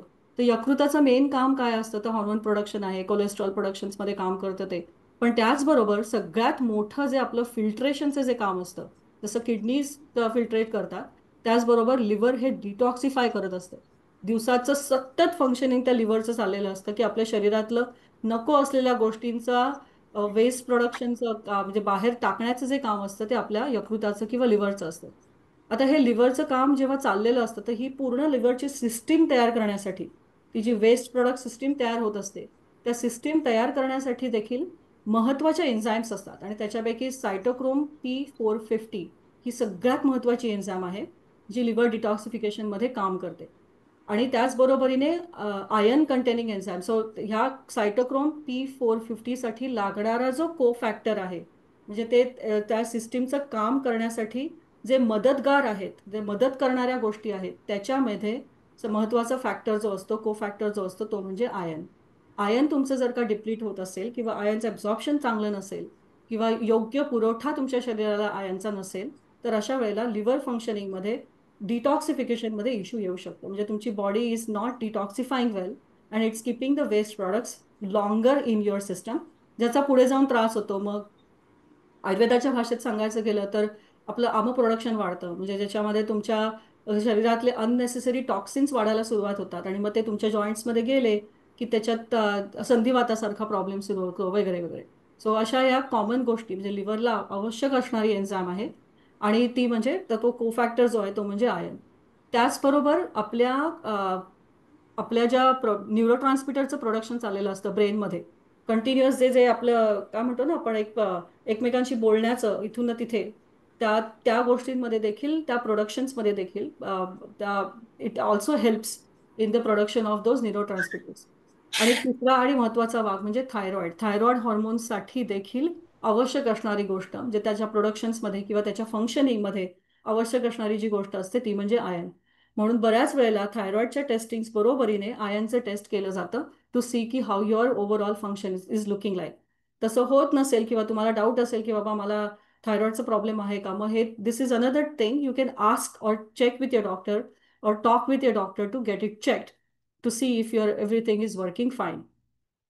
कारण हॉर्मोन्स ना थोडंसं असं कॉम्प्लिकेटेड त्यांची सिस्टीम आहे, म्हणजे it's a complicated family of functioning, जे असं जरा खूपच असं गुंतागुंतीची सिस्टीम असते हॉर्मोन्सची. खूप सहज आणि सोपी अशी फॅमिली नाही आहे ही. त्याच्याबरोबर एकाच्या बरोबर दुसरा, दुसऱ्याच्या बरोबर तिसरा, त्यांच्या इमोशनल आणि फिजिकल इन्व्हॉल्वमेंट त्या फॅमिलीच्या मेंबर्सचे एकमेकांबरोबर खूप जास्त असतात. म्हणजे ती घट्ट एकमेकांशी धरलेले पण असतात, पण त्याचबरोबर एक नाराज झाला तर त्याच्याबरोबर दुसरा नाराज होऊ शकतो, एक चिडला तर त्याच्याबरोबर दुसरा चिडू शकतो. सो ही जी हॉर्मोन्सची जी एकमेकांबरोबरचा वेगळाच संबंध आहे, तर ते थोडं कॉम्प्लिकेटेड गोष्ट आहे. एकमेकांबरोबर त्याचे डिप्लिशन्सचे साईन सिम्पटम्स पण वेगळे असतात, म्हणून ते योग्य प्रकारे इव्हॅल्युएट करणं आवश्यक असतं. आता समजा आपण साईन्स आणि सिम्पटम्सचा विचार केला की आपल्या शरीरातलं आयर्न आपलं खरंच डिप्लीट झालंय का, तर हे कळण्यासाठीचं, आणि शरीर आपलं खूप स्मार्ट असतं, म्हणजे ब्लडवर्कमध्ये निघण्याआधी त्याच्या सगळ्यात कितीतरी कितीतरी दिवस आधी, म्हणजे कित्येक महिने आधी मी म्हणेन, की ते आपल्याला सतत सांगत असतं की अरे बाबा, मी तुला काहीतरी संकेत देतोय, मी तुला काहीतरी दाखवतोय, त्याच्याकडे लक्ष दे. मी तुझ्या गोष्टींमध्ये मी सगळ्या गोष्टी अगदी डीपली आधी ब्लडपर्यंत नेणार नाहीये. छोट्या छोट्या गोष्टींचा मी तुला संकेत देतोय किंवा त्या सांगतोय, तर ते समजून ते आपल्याला डॉक्टरांना विचारणं, कारण doctors had many many many patients to see. सतत ते तुमच्याबरोबर असणं, जोपर्यंत तुम्ही त्यांना सांगत नाही तोपर्यंत त्याच्यावर ते ऍक्शन्स घेऊ शकत नाही. So the more information you give, the more information you give it to your practitioner, it is better for them to evaluate and understand your body better. अशा वेळेला तुमचं जर्नलचं जर का रायटिंग असेल की आपल्याला एका पर्टिक्युलर टाईपमध्ये सिमटम्स येतात, तर ते तुम्हाला नेहमी चांगलं काम करतं. की तिकडे गेल्यानंतर डॉक्टरकडे आपण विसरून जातो, अरे मला हे सांगायचं होतं, अरे मला ते सांगायचं होतं. मग अशा वेळेला तुम्ही लिहून घेत असाल त्या गोष्टी, तर ते नेहमी फायदेशीर ठरलं जातं. तर या ज्या आयर्न डिफिशियन्सीच्या मेजर काही सिमटम्स मी इथे दिले, तर दोज आर मेनली अॅनिमिया. आता अॅनिमिया पण आपण याच्याबद्दल बोलणार आहोत, अॅनिमिया म्हणजे काय हे पण बोलणार आहोत. सो त्याच्यामध्ये तुमचा ओव्हरऑल अपिअरन्स जो असतो, म्हणजे स्किन जी असते ती थोडीशी अशी पेल व्हायला लागते. म्हणजे असं खूप ब्राईटनेस ज्याला स्किनवरती युजली असतो तो नसतो, पेल दिसायला लागते. स्किन ड्राय व्हायला लागते जास्त, आणि तुमचे जे केस असतात ते पण तुम्हाला ब्रिटल व्हायला लागतात, आणि बऱ्याचशा याच्यामध्ये खूप जास्त प्रमाणामध्ये केस गळती सुरू होते. आता केस गळतीची बरीच अंडरलाईंग कॉजेस आहेत. त्याच्यात तुमचे हॉर्मोनल इम्बॅलन्सेस आहेत, तुमचं सिलिकॉन कंटेंट आहे, बऱ्याचशा बऱ्याचशा गोष्टींवरती हा जो हे जे केसांचं आणि स्किन आपल्या नखांचा भाग असतो. कारण शेवटी केस आणि तुमचे आपली जी नखं असतात हे शेवटी मलधातू आहेत. आणि हे कुठल्या प्रकारचा मलधातू, मेनली मलधातू आहे तो आपल्या बोन्सचा, म्हणजे अस्थीचा मलधातू आहे. त्याच्यामुळे त्याच्याशी रिलेशनमध्ये बऱ्याचशा गोष्टी असतात. तर पण समजा this is one of the one of the symptoms you can see when you have iron deficiency. त्याचबरोबरीने रॅपिड फटीग येणं, म्हणजे अगदी थोडंसं जरी काम केलं तरी थकवा येणं, एनर्जी नसणं शरीरामध्ये, तुमची भूक कमी लागण्याचं म्हणजे भूक लागण्याचं प्रमाण कमी होतं, आणि सतत थंडी वाजत असते. म्हणजे एखादा माणूस अगदी साध्या सुद्धा पंखा जरी लावला तरी आपल्याला खूप थंडी वाजायला लागते, स्वेटर घालून बसतात. That is another thing. आणि हे सेम सिम्टम तुम्हाला थायरॉइडमध्ये पण दिसतं. आणि now you will see the connection की थायरॉइडच्या हॉर्मोनमध्ये हे सिम्टम का बरं दिसत असेल. कारण थायरॉइड हॉर्मोनचं कनेक्शन हे आयनच्या बरोबरीने पण असतं. So they are interlink together. या गोष्टी आणि it's a fascinating biochemistry basically. आणि प्रत्येकाला हे अभ्यास करावा याचा, कारण तुम्हाला त्याच्यासाठी डॉक्टरच असण्याची गरज नाही आहे. डॉक्टरांचं कौशल्य खूप वरच्या प्रमाणावर आहे. पण ओव्हरऑल आपली बायोकेमिस्ट्री काम कशी करते, आपली अनॉटॉमी काय आहे, आपली फिजिओलॉजी काय आहे, हे सगळ्यांना साधा आपल्या बऱ्याचशा काय म्हणतात ना, साध्या साध्या पुस्तकं त्याच्यावरती अवेलेबल आहेत, किंवा साधी जनरल माहिती असलेली पुस्तकं अवेलेबल आहेत. त्याचं वाचन करणं, कारण if you know your body better, if you can understand your symptoms better, there will be nothing like it. कारण मी तुम्हाला कुठल्या वेळेला डॉक्टर्सना जाऊन भेटायचंय ही जी हा जो एक समयसूचकता आहे ना, ही तुमच्यामध्ये लवकर जास्त प्रमाणामध्ये दिसते. त्याचबरोबर मेमरी आणि कॉन्सन्ट्रेशन कमी होण्याचा भाग, की नाही माझ्या लक्षातच राहत नाहीये. म्हणजे खूप चांगली मेमरी असताना, किंवा एखादा मूल, स्पेशली मुलांमध्ये असं दिसतं की अभ्यास खूप करतायत ते पण त्यांच्या लक्षात काहीच राहत नाही, आयत्या वेळेला सगळं विसरून जातात. हे बऱ्याचशा मुलांमध्ये दिसून येणारी गोष्ट आहे. बऱ्याच लोकांमध्ये ओरल म्युकोजाचं इन्फ्लेमेशन, म्हणजे तोंड येणं ज्याला आपण म्हणतो, ते दिसतं. काही ॲथलीट्समध्ये, आणि ॲथलीट्सना तर आयनचं प्रमाण डेफिनेटली त्यांना निडेड गोष्ट असते ही, त्यांच्यात मसल क्रॅम्पिंग दिसून येतं, परफॉर्मन्स त्यांचा कमी होतो, आणि त्यांच्यातलं थकवा खूप लवकर यायला सुरुवात होते. This are the common symptoms जी आयर्न डिफिशियन्सीमध्ये दिसून येते. आता ही आयर्न डिफिशियन्सी कुठल्या कुठल्या कारणांमुळे पॉसिबली होऊ शकते. I am not saying these are the main things, पण त्या कुठल्या कुठल्या कारणांमुळे पॉसिबिलिटी त्याची आहे, आणि ह्याचा मी रेफरन्स पण दिला आहे. बऱ्याचशा स्लाइड्सवरती मी रेफरन्स टाकले, so if you have time, the slides are shared, ते रेफरन्स जाऊन बघा. These are really good references to go for. जी मुलं लहानी म्हणजे जी मुलं वाढत्या वयांमध्ये असतात, त्या वाढत्या वयांमध्ये त्यांना आयर्नची आवश्यकता जास्त असते. त्याच्यामुळे त्या मुलांचं योग्य पोषण न झाल्यामुळे देखील आयर्नची डिफिशियन्सी होऊ शकते. स्पेशली मुलींच्या बाबतीमध्ये, जेव्हा त्यांचं मेन्सेस सुरू होतात किंवा ज्यांचं मासिक पाळी सुरू होते, तर मासिक पाळीमध्ये तुमचं ब्लडचं प्रमाण जास्त जात असतं त्या पर्टिक्युलर 4-5 दिवसात. तर अशा वेळेला ते पॉसिबल डिफिशियन्सी असते. नंतर तुमचं plant based diet, again I myself is a very, म्हणजे मी स्वतः व्हेजिटेरियन आहे, मी अंडही खात नाही. परंतु प्लांट बेस्ड डाएटमध्ये त्याची बायो अवेलेबिलिटी ही लो असते. म्हणजे बायो अवेलेबिलिटी याचा अर्थ तुमच्या शरीराशी मॅच होणारी, जी पटकन मॅच होणारी किंवा शरीराला कळणारी, ॲब्झॉर्ब होणारी जी आयनचं प्रमाण असतं, ते कमी असतं in comparison to the animal products. त्याच्यामुळे त्याची बायो अवेलेबिलिटी कमी असल्यामुळे, जर का योग्य प्रकारे किंवा योग्य प्रमाणामध्ये तुम्ही जर का भाज्या किंवा प्लांट प्रोडक्ट्स खात नसाल, तर तेव्हा देखील तुमची आयर्नची डिफिशियन्सी दिसून येते. तिसरं जे मी मगाशी बोलले की हाय कॉफी आणि टी कन्झम्पशन, आणि स्पेशली जर का जेवणाबरोबर तुम्ही कॉफी आणि चहा घेत असाल, आणि स्पेशली हाय समजा आयर्नच्या कंटेनिंग मिल्स बरोबर जर का चहा कॉफीचं प्रमाण जास्त असेल, तर ती सवय देखील बऱ्याच वेळेला आयर्न डिफिशियन्सीला मदत करू शकते. त्यानंतर काही स्टमक कंडिशन्स आहेत, अल्सर्स आहेत काही, किंवा क्रोन्स डिसीज सारखा प्रॉब्लेम आहे, किंवा ज्यांना काय कुठलाही, म्हणजे तू सिलियाक डिझीज प्रॉब्लेम, काही स्टमक कंडिशन्स आहेत ज्याच्यामध्ये त्यांचं stomach lining is not healthier. अशा वेळेला देखील आयर्न ॲब्झॉर्प्शनचा प्रॉब्लेम असतो, कारण आपण बघितलं की आयर्न ॲब्झॉर्ब केलं कुठे जातं, तर ते स्मॉल इंटेस्टाईनच्या लायनिंगमध्ये ॲब्झॉर्ब होत असतं.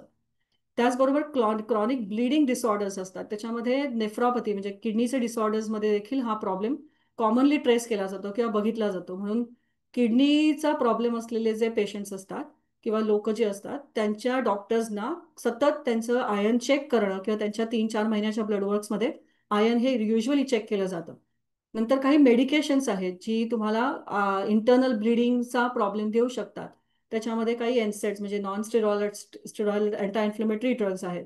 ॲस्प्रिन आहे जे तुमच्या स्टमक लायनिंगला इरिटेट करतं, त्याच्यामुळे येणारे काही प्रॉब्लेम्स असू शकतात, आणि ते ब्लिडिंगला कारणीभूत असू शकतं. Specially excessive consumption of aspirin without supervision जर का असेल, तर हा प्रॉब्लेम येऊ शकतो. नंतर फ्रिक्वेंट ब्लड डोनेशन, म्हणजे काही लोकांना सतत ब्लड डोनेट करायची सवय असते, blood donation is an absolutely beautiful thing. पण ते किती आणि कसं करावं ह्याचं एक ठराविक मोजमाप असतं. सगळ्याच गोष्टींचं रादर आपल्या आयुष्यातल्या सगळ्याच गोष्टींमध्ये त्याचं एक प्रत्येकाचं एक प्रमाण आखून दिलेलं आहे. तुम्ही कुठलीच गोष्ट तुम्ही एक्सेसिव्ह करू शकत नाही. तर त्यासाठी एक त्याचं एक सायन्स आहे, त्याचं एक प्रमाणबद्धता आहे. तर ते फ्रिक्वेंट ब्लड डोनेशन करत असाल तरी एक प्रॉब्लेम असतो. नंतर व्हायटमिन ए, B6 आणि copper, this is very very important. आणि ह्या डिफिशियन्सीजमुळे देखील आयन मोबिलायझेशन आणि ट्रान्सफर बेसिकली त्यांचं बॉडी स्टोअर्समध्ये देखील प्रॉब्लेम असतो. सो तुम्ही जर का तिथे डिफिशियंट असाल आणि स्पेशली B6, B5 हे तुमचे अड्रिनल म्हणजे ज्यांना खूप स्ट्रेस लेवल जास्त आहे ना, अशा लोकांमध्ये ती B6ची डिफिशियन्सीज पण दिसतात. तर ते असेल तरी देखील त्यांचं आहे आणि ते आर ऑल इंटरलिंक्ड. मी जर का खूप व्यवस्थित त्याचा विचार करायला लागलात ना, तर तुम्हाला लिंक लागायला लागते. अरे हां, हे ह्याच्याशी रिलेशनमध्ये आहे. अरे हां, हे ह्याच्याशी रिलेशनमध्ये आहे. कारण ई ह्या सगळ्या ज्या हे जे आहेत ते these are one of the other antioxidant factors आहेत. तर ते ते जर का फॅक्टर्स कमी झाले तर ऑफकोर्स तुमचा आयनचा प्रॉब्लेम सुरू सुरू होऊ शकतो. तर ह्या सगळ्या गोष्टी ह्या एकमेकांशी इंटरलिंक्ड असतात. आता सगळ्यात महत्वाचा पार्ट आपण बघणार आहोत ते म्हणजे डिफरन्स बिटवीन आयर्न डिफिशियन्सी आणि ॲनिमिया. सो आयर्न डिफिशियन्सीचा ओव्हरऑल अर्थ काय, तर आपल्या शरीरातलं आयर्न कंटेंट ते कमी असणं आणि that could be the cause of anaemia. पण anaemia is of all different types. Anaemia हा तुमच्या बऱ्याचशा वेगवेगळ्या टाइप्समध्ये असू शकतो. अनिमियाचा अर्थ होतो की ॲबनॉर्मली तुमच्या रेड म्हणजे तुमच्या शरीरातले रेड ब्लड सेल्स जे आहेत किंवा लाल रक्तपेशी ज्या आहेत त्याचं ॲबनॉर्मली प्रमाण कमी असणं, याला आपण अनिमिया म्हणतो. आणि त्याचं वेगवेगळं कारण असू शकतं. there are different types of anemia present and that is evaluated by your practitioner. We are not going to talk about that. पण आयर्न डिफिशियन्सी मध्ये iron anaemia, iron related anaemia is a very commonly seen thing. म्हणून आपण प्रत्येक वेळेला अरे हा ह्याचा iron कमी झालाय तर तू अनिमिक आहेस असं आपण पटकन म्हणतो. पण तो अनिमिक आहे म्हणजे काय, तर तो आयर्न अनिमिया तुझ्यामध्ये आहे. अनिमियाचे बरेच वेगवेगळे अर्थ आहेत, बरेच वेगवेगळे प्रकार आहेत. पण that person has a iron anaemia, so you have to be more specific की हा ह्याला आयर्न अनिमिया आहे. कारण अनिमियाचे as I said there are different types of anaemia. आता नाव इंटरेस्टिंग पार्ट की आपल्यामध्ये आपल्या जेवणामध्ये ह्या ज्या टॉप फूड रिसोर्सेस आहेत ना, ते मी इथे काही तिथे आणि हा स्लाइड शेअर होणार आहे. So you all are going to get this. ह्याच्यामध्ये टॉप फूड रिसोर्सेस कुठले आहेत, तर त्याच्यापैकी सगळ्यात मोठा रिसोर्स ज्याला आपण म्हणू त्याच्यामध्ये तर त्याचं टोटल आयनचा मी हा जो चार्ट टाकलाय तो ऍक्च्युली 100 ग्रॅम आयन पर सॉरी मिलीग्राम मधलं आयन, म्हणजे आयन मिलीग्राम पर 100 मिलीग्रामचं कंटेंट. त्याचं जे ब्रेकडाऊन समजा तुम्ही केलं तर तुम्हाला किती गोष्टी मिळतील, कुठनं आणि कशा मिळतील. तर साधारण थ्री 3.5 आवर्स म्हणजे 100 ग्रॅमच्या कन्झम्पशन ऑफ केल्प. केल्प म्हणजे काय, तर सीवीड आहे. इट्स लाईक त्या आपल्या समुद्रामध्ये असलेलं एक प्रकारची वनस्पती जी तिकडे जमा होते ती केल्प. आणि केल्पच्या खूप चांगले, आपल्याला माहिती नसेल पण हे this this is a common thing in Japanese cuisine किंवा कोरियन. जापनीज कुझिनमध्ये सगळ्यात जास्त त्या लोकांमध्ये ते केल्प वापरलं जातं. केल्पचा नूडल्स मिळतात, केल्पचे पावडर मिळते. तर इथे केल्पची पावडर तर खूप इझिली अवेलेबल आहे. तर ज्या लोकांना आयनचा इश्यू आहे त्यांनी केल्प पावडरचा त्यांच्या स्मूदीजमध्ये वापर करू शकतो. किंवा कारण केल्प पावडरला बऱ्याच वेळा सीवीडला एक थोडासा स्ट्रॉंग वास असतो. त्याच्यामुळे प्रत्येकजण सीवीड खाऊच शकतं असं नाहीये. कारण इट हॅज दॅट ज्याला आपण म्हणतो ना की एक समुद्राचा स्मेल असतो त्याला, जे फिशी स्मेल असतो रादर. जरी ते फिश कॅटेगरीमध्ये नसलं तरी ते समुद्रातनं आल्यामुळे त्याला एक फिशी स्मेल असतो. तो not everybody can take it. तो अशा वेळेला kelp powder is very helpful to go for boosting of the irons. Pork liver, जी लोक नॉन व्हेजिटेरियन खाणारी आहेत त्याच्यात पण आता आपण जर का कम्पॅरिझन केलं बघा, केल्पचं कम्पॅरिझन जर का आपण पोर्क लिव्हरशी केलं तर त्याचं कम्पॅरिझन पोर्कची लिव्हर म्हणजे पोर्कमधनं येणारं डायरेक्ट आयन हे केल्पपेक्षा खूप कमी आहे. त्याच्यामुळे असं नाही आहे की व्हेजिटेरियन सोर्समध्ये तुम्हाला गोष्टी मिळतच नाही. पण काय घ्यायचं हे जास्त महत्वाचं आहे. आणि केल्प हा असा प्रकार आहे की खूप कॉमनली नाही वापरला जात. आपण काय खूप असं केल्पचा खूप व्यवस्थित वापर किंवा रेग्युलर वापर नाही करत. तर अशा वेळेला आता आपल्याला नवीन सायन्समधनं मिळालेल्या गोष्टी आहेत तर त्याची पावडर आपण नक्कीच वापरू शकतो. नंतर ब्रुवर्स यीस्ट म्हणजे जे ब्रुविंग करतात ना, जे अल्कोहोल ब्रुविंगमध्ये जे वापरलं जातं त्याच्यातलं एक ब्रुवर्स यीस्ट असतं फर्मेंटेशनसाठी. ते ब्रुवर्स यीस्ट तिथे खूप कॉमनली मिळतं. त्याचा वापर तुम्ही स्मूदीजमध्ये करू शकता. ब्लॅक स्ट्रॅप मोलॅसिस म्हणजे आपल्याकडे ते जेव्हा काय म्हणतो ना आपण, आपलं गूळ तयार होत असतो ना, तर गुळावरचं एक ते आधीचं ते नाव विसरले. काकवी काकवी. काकवी, हा काकवी, थँक्यू सायली. सो त्या काकवीमध्ये देखील आयनचं प्रमाण खूप चांगलं असतं. त्याला ब्लॅक स्ट्रॅप मोलॅसिसच्या कम्पॅरिझनमध्ये दिस इज लाईक काकवी. सो त्याचं त्याचं तुम्ही जर कन्झम्पशन केलं तर that is also helpful. Wheat bran, pumpkin seeds, sunflower seeds. आणि आता आपण मगाशी बघितलं की काही गोष्टी या आयनच्या ऍब्झॉर्प्शनला देखील स्टॉप करतात. म्हणून आता बघा, हे पंपकिन सीड्स आणि sunflower seeds itself is a good source of ion. परंतु त्याच्यामध्ये त्या तुमच्या आयनला त्याच्यात रोड ब्लॉक्स मधून म्हणून पण काम करतात. तर कसं, तर हे सीड्सचं जे कॉम्पोजिशन आहे त्याच्यात बऱ्यापैकी फायबर आहे, खूप इसेन्शियल फॅटी ऍसिड्स आहे, आयन चांगल्या प्रमाणामध्ये आहे. आणि हे सगळं योग्य प्रमाणामध्ये पुरवण्यासाठी म्हणून ते त्या आयनला, की एक म्हणतात ना, एक कंट्रोल करण्याचं काम त्या आयन मधलं हे पंपकिन सीड्स, सनफ्लॉवर सीड्स ते योग्य प्रमाणामध्ये करत असतं. म्हणून ते रोस्ट करून घेणं, म्हणजे कच्चं खाण्यापेक्षा रोस्ट करायचे, की ते योग्य प्रमाणामध्ये मिळतात. मिलेट्स खूप चांगलं आहे. बाजरीचा प्रमाण, बाजरीमध्ये खूप चांगलं आयन असतं. आल्मंड्स आहेत, कॅश्यूज आहेत, एग्ज आहेत, लेंटिल्स आहेत. This is a list, whole list which is provided. आणि इंटरेस्टिंगली चिकन मधलं प्रमाण हे बाकीच्या प्रमाणांपेक्षा खूप काही जास्त नाही आहे. परंतु आणि ते आपण बघू की का नॉन व्हेजिटेरियन फूडमधनं तुम्हाला आयर्न ॲब्सॉर्प्शन जास्त चांगलं आहे in comparative to the plant based food. अजून काही रिसोर्सेस आहेत आयनचे. त्याच्यात किनवा, आता किनवा पण खूप कॉमनली इथे मिळतो. Is a new grain which is been coming up in picture. Kidney beans आहेत, चिक पीज आहेत, ब्लॅक आयड पीज आहेत. आणि तुम्ही याचा नीट विचार केलात ना, तर हे किडनी बीन्स, ब्लॅक आयड पीज म्हणजे चवळी, राजमा, किंवा काळे हरभरे म्हणा, पांढरे हरभरे, हे सगळे ह्या सगळे जे प्रकार जेव्हा बनवले जातात, तर त्यावेळेला त्याच्यामध्ये खूप ऍसिडिक गोष्टींचा वापर केला जातो. म्हणजे लिंबाचं किंवा व्हायटमिन सी प्रमाण असलेलं खूप वापर केला जातो. कारण आयन ॲब्झॉर्प्शन क्विकर होण्यासाठी किंवा व्यवस्थित होण्यासाठी आपलं कुझिन हे खूप व्यवस्थित डेव्हलप केलं गेलंय. म्हणजे याचा खूप हे this is a food science. की आणि हे म्हणजे this is really interesting to know की हे आपल्या पूर्वजांना किती आधीपासून माहिती होतं की हे प्रिपरेशन कसं तयार करायचं, की काय एकत्र खाल्ल्यानंतर कशाचं ॲब्झॉर्प्शन जास्त चांगलं होऊ शकेल.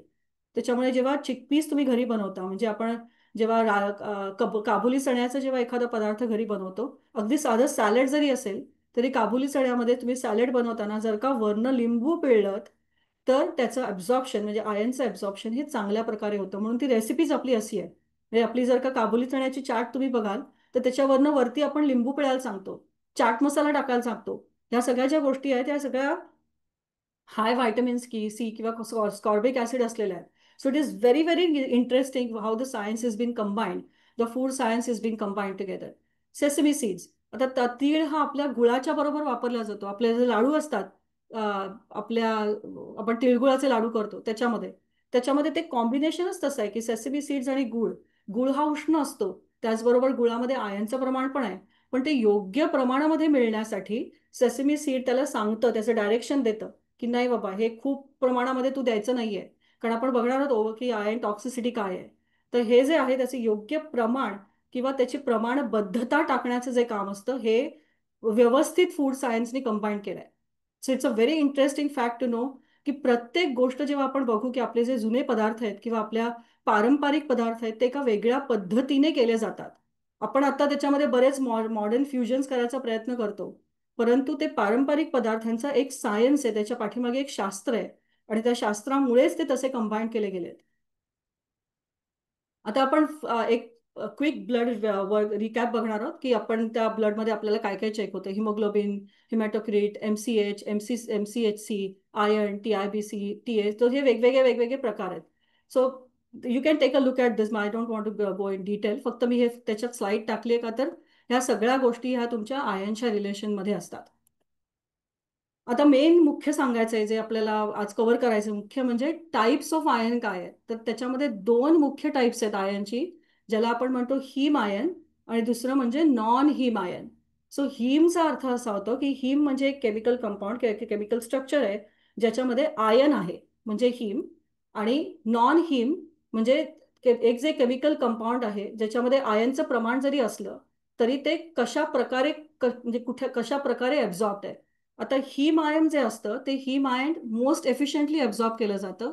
आणि जे नॉन हीम आयन असतं ते त्याचं ॲब्झॉर्प्शन कमी, म्हणजे कमी किंवा पुअरली ॲब्झॉर्ब आहे.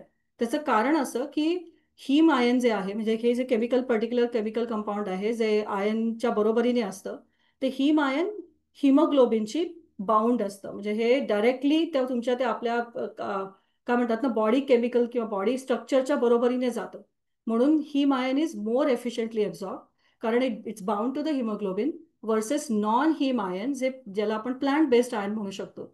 ते प्लांट बेस्ड जे आयन असतं ते हिमोग्लोबिनशी बाउंड नसल्यामुळे ते तुम्हाला पुअरली ॲब्झॉर्ब होतं, किंवा त्याचं कदाचित जास्त प्रमाणामध्ये किंवा योग्य प्रमाणामध्ये त्याचं कन्झम्पशन करावं लागतं. त्याच्यामुळे जे व्हेजिटेरियन लोक आहेत त्यांच्यामध्ये युजली पुअर ॲब्झॉर्प्शन दिसतं in comparison to the non vegetarian जे खाणारे लोक असतात ते. आता रेकमेंडेड डायटरी अनाउन्स काय, आपला RDA व्हॅल्यूज काय आहे, तर हे अगेन त्याच अ लिस्ट प्रोव्हायडेड की आपल्या बायकांना किती लागतं. तर आपल्या 19 वर्षाच्या पुढच्या बायकांना 18 मिलीग्रॅम, जी जी वाढत्या वयामधली असतात त्यांना 15, आणि जी 50च्या वरती बायका आहेत त्यांना 8 मिलीग्रॅम आयन लागतं, कारण तोपर्यंत त्यांचे मोस्टली मेनोपॉझल झालेले असतात आणि त्यांचं ब्लड लॉस आयनमधनं कमी असतो. त्याचबरोबरीने जी प्रेग्नंट बायका आहेत त्या प्रेग्नंट बायकामध्ये प्रेग्नन्सीमध्ये त्यांना आयनचं प्रमाण जास्त दिलं जातं, कारण they are actually providing the nutrition also to the baby. त्याचबरोबर लॅक्टेशन सुरू झालं, डिलेव्हरी झाली की लॅक्टेशन जेव्हा सुरू होतं तेव्हा परत ते कमी केलं जातं आणि 9 मिलीग्रॅम आयन दिवसाला दिलं जातं. मग पुरुषांचं 19 आणि अबाव असेल तर 8, आणि जे वाढत्या वयातले पुरुष आहेत किंवा जी मुलं आहेत त्यांना 11 मिलीग्रॅमचं iron daily is that's a dietary recommended. Again that's not the fix content for everyone. It depends upon their medical history, their genetics, what is needed, what their physical activities are. This is just the general guideline which has been given. आता iron supplement choose कसं करायचं हा सगळ्यात मोठा भाग. तर इथे, आणि I am not promoting anything, this is just what I found, और this is something which I commonly use in my practice. So this is what I given that for the comparison. So इथे haem ion नावाचा एक प्रकार दाखवलाय. तर त्या हिम आयनचं हे मी label दाखवलंय. तर हिम आयनमध्ये तुम्ही नीट बघितलं त्याच्यामध्ये व्हायटमिन सी आहे, जो त्याचा बेस्ट बडी आहे. व्हायटमिन सी शिवाय तुम्हाला आयन नीट अब्झॉर्ब केलं जात नाही, कारण ते अँटीऑक्सिडंटचं देखील काम करतं. म्हणजे आयनला एक प्रोटेक्ट, स्फोटक ज्याला म्हणतो ना, एक फटाका बेबी ज्याला म्हणतो, की फटाका जो असतो तो त्याला एक सतत त्याच्या बरोबरीने एक बाउन्सर्स असतात, बॉडीगार्ड्स असतात, तर ते सगळं त्याचं बॉडीगार्ड म्हणून व्हायटमिन सी असतो. त्याचबरोबर B12 तेवढंच महत्वाचं आहे, कारण B12 go hand in hand along with ion, आणि ते B12 देखील त्या डिओड्रममध्ये, म्हणजे त्या स्मॉल इंटेस्टाईनच्या लायनिंगमध्येच ॲब्झॉर्ब केलं जातं. आणि त्याच्याबरोबर हिम आयन जे पॉलिपेप्टाईड फॉर्ममध्ये आहे, जे पोर्सिन म्हणजे त्या आपल्या ज्याला आपण काय म्हणतो बरं, पिग्सच्या ग्लँड्समधून डायरेक्ट काढलेलं असतं. So this is a directly animal sourced ion, म्हणून ते लवकर ॲब्झॉर्ब शरीरामध्ये होतं आणि त्याचं जे रिझल्ट्स असतात ते क्विक दिसतात. नाउ वन इम्पॉर्टंट पार्ट इथे, जर का तुम्ही सर्विंग साईज बघितली असेल तर ती 3 कॅप्सूलची आहे. This is a very very important part which we miss always, की तुम्ही जे सप्लिमेंटल फॅक्टमध्ये कायम चेक करायला लागतं की तुम्ही हे जे घेताय हे हे घेण्यासाठीचा हे पुरवठा तुम्हाला किती गोष्टींमधनं, म्हणजे त्याचा ॲक्च्युअल डोस किती लागतो. तर हे जे सगळा जो पुरवठा आहे तो तुम्हाला 3 कॅप्सूल्समधनं मिळतो. So usually this type of iron is recommended to take it in to the divided form. सकाळी एक, दुपारी एक, रात्री एक, असं युजली सांगितलं जातं.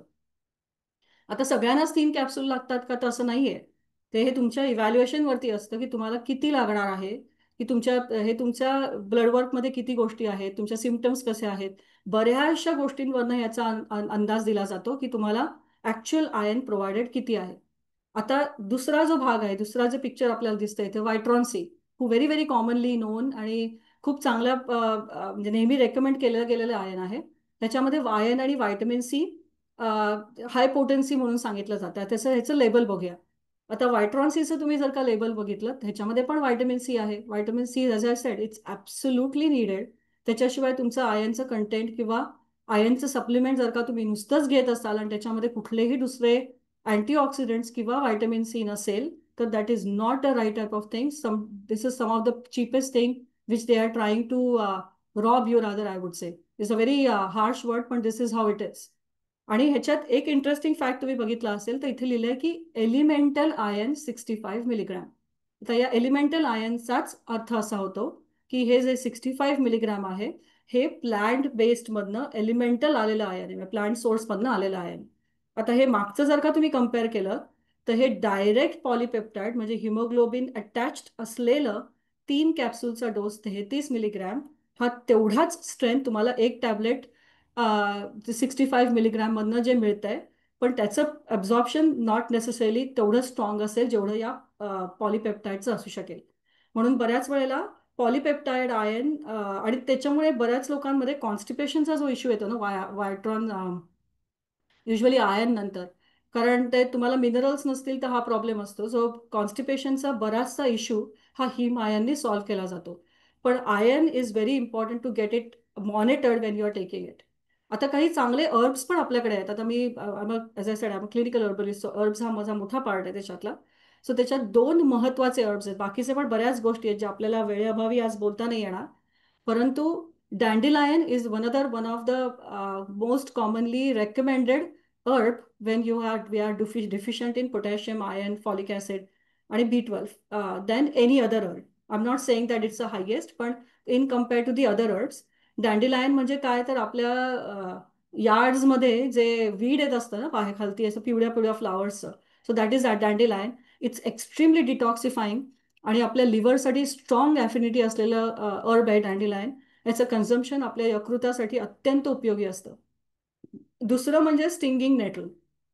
आता स्टिंगिंग नेटल का म्हणतात ह्याला, तर नेटल नावाची वनस्पती आहे, पण त्याला स्टिंगिंग का म्हणतात, तर तुम्ही जेव्हा ते रॉ खायचा प्रयत्न करतात तर इथे कदाचित तुम्हाला पिक्चर्समध्ये क्लिअरली दिसत नाहीये, पण हे जे असे त्याला काटे काटे काटे दिसतात आणि त्या पानांवरती असं एक शार्प, जसं आपल्या अळूला असतं ना तसं याला शार्प असे नीडल्स असतात. तर ते त्याच्या प्रोटेक्शनसाठी असतं बेसिकली. सो जेव्हा ते आपण रॉ कन्झ्युम करतो आणि ते काढलेलं नसेल तर त्यावेळेला ते आपल्या घशाला टोचतं किंवा खाजतं किंवा खवखवतं. म्हणून त्याला एका वेगळ्या प्रकारे त्याला फ्रीज ड्राईड स्टिंगिंग नेटल म्हणतात. ते एका वेगळ्या त्याच्या प्रोसेसमध्ये त्याला फ्रीज केलं जातं टू कीप इट्स प्लांट, जी प्लांट व्हॅल्यू असते, मेडिसिनल व्हॅल्यू असते ते इंटॅक्ट ठेवायला. आणि ते पण एक आयर्नचा चांगला सोर्स आहे, व्हायटमिन सीचा सोर्स आहे आणि त्याच्यामध्ये क्लोरोफिल पण हाय प्रमाणात आहे.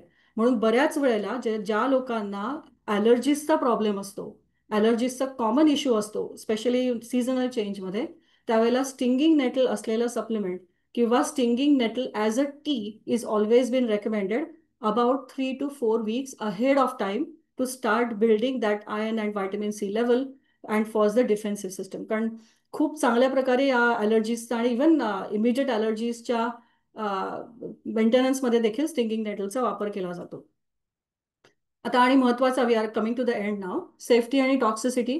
कुठलीही गोष्ट, स्पेशली आयर्न सारखी गोष्ट, ही आपल्या शरीरातनं इझिली एक्स्ट्रॅक्ट होत नाही. त्याच्यामुळे एक्सेसिव्ह इनटेक जेव्हा आपण करू कुठलाही म्हणजे सप्लिमेंटल असो, डाएट वाईज असो, that can lead to a really serious conditions. आणि त्याच्यामुळे त्याचं आयर्न सॅच्युरेशन वाढू शकतं आणि ते आपल्या सॉफ्ट टिश्यूजमध्ये डिपॉझिट होऊ शकतं आणि it can lead to a serious problems. त्याच्यामुळे कुठल्याही प्रॅक्टिशनरच्या सुपरविजन शिवाय आयर्न सप्लिमेंट घेणं किंवा थांबवणं, की स्पेशली जेव्हा घेत असाल तेव्हा थांबवायची, कधी थांबवायचं हे तुमच्या प्रॅक्टिशनरकडनंच येणं जाणारं गोष्ट आहे, ती स्वतः करू नये. आणि this is a very very high recommendation because we see that a lot in our regular practice, की लोक कुठेतरी वाचलं म्हणून, आणि आपल्याकडे आजकाल गुगल इंडस्ट्री तर म्हणजे काय म्हणतो ना गुगलायटिस, तो तर बूममध्ये आहे. म्हणजे इन्फ्लमेशन ऑफ गुगल एव्हरीवेअर. सगळेच डॉक्टर्स आहेत, गुगलमध्ये वाचायचं, सिमटम्स घ्यायचं, घ्यायची औषधं, असं नाही येते. त्याच्यासाठी ट्रेनिंग्स असतात, त्याच्यासाठी त्या एका पर्टिक्युलर तुमच्या त्या अभ्यासक्रमातनं जायला लागतं. तर असं समजू नका की काहीतरी गुगलवर आहे ते वाचलं आणि मी केलं, असं नाही आहे. ते सुपरविजन खालीच घेतलं जाणारी गोष्ट आहे. त्याच्यामुळे without supervision you can not take any iron supplements. That's my very high recommendation. आणि आय होप हे प्रेझेंटेशन तुम्हाला आवडलं असेल. अच्छा, आणि मागे काही माझ्याकडनं चूकभूल झाली तर क्षमा करा. आणि काही प्रॅक्टिशनर्स बोर्डवरती असतील तर please join for their inputs as well. Thank you again. Thank you. Thank you very much Alka. खूपच इन्फॉर्मेटिव्ह सेशन होतं. तू थोड्या वेळात खूप माहिती कव्हर केलीस. नेहमीप्रमाणे प्रश्न आहेतच आणि आपण एक एक प्रश्न घेऊयात. तर सगळ्यात आधी विचारलंय सुहास आणि निलिमा जोशी यांनी, is hormone complexity a recent phenomena? We have never heard about these things in India. Yeah, hormone complexity is आहे, कारण हॉर्मोनशी, आणि ऍक्च्युली माहिती आहे का, आय एम ग्लॅड की this this question was asked.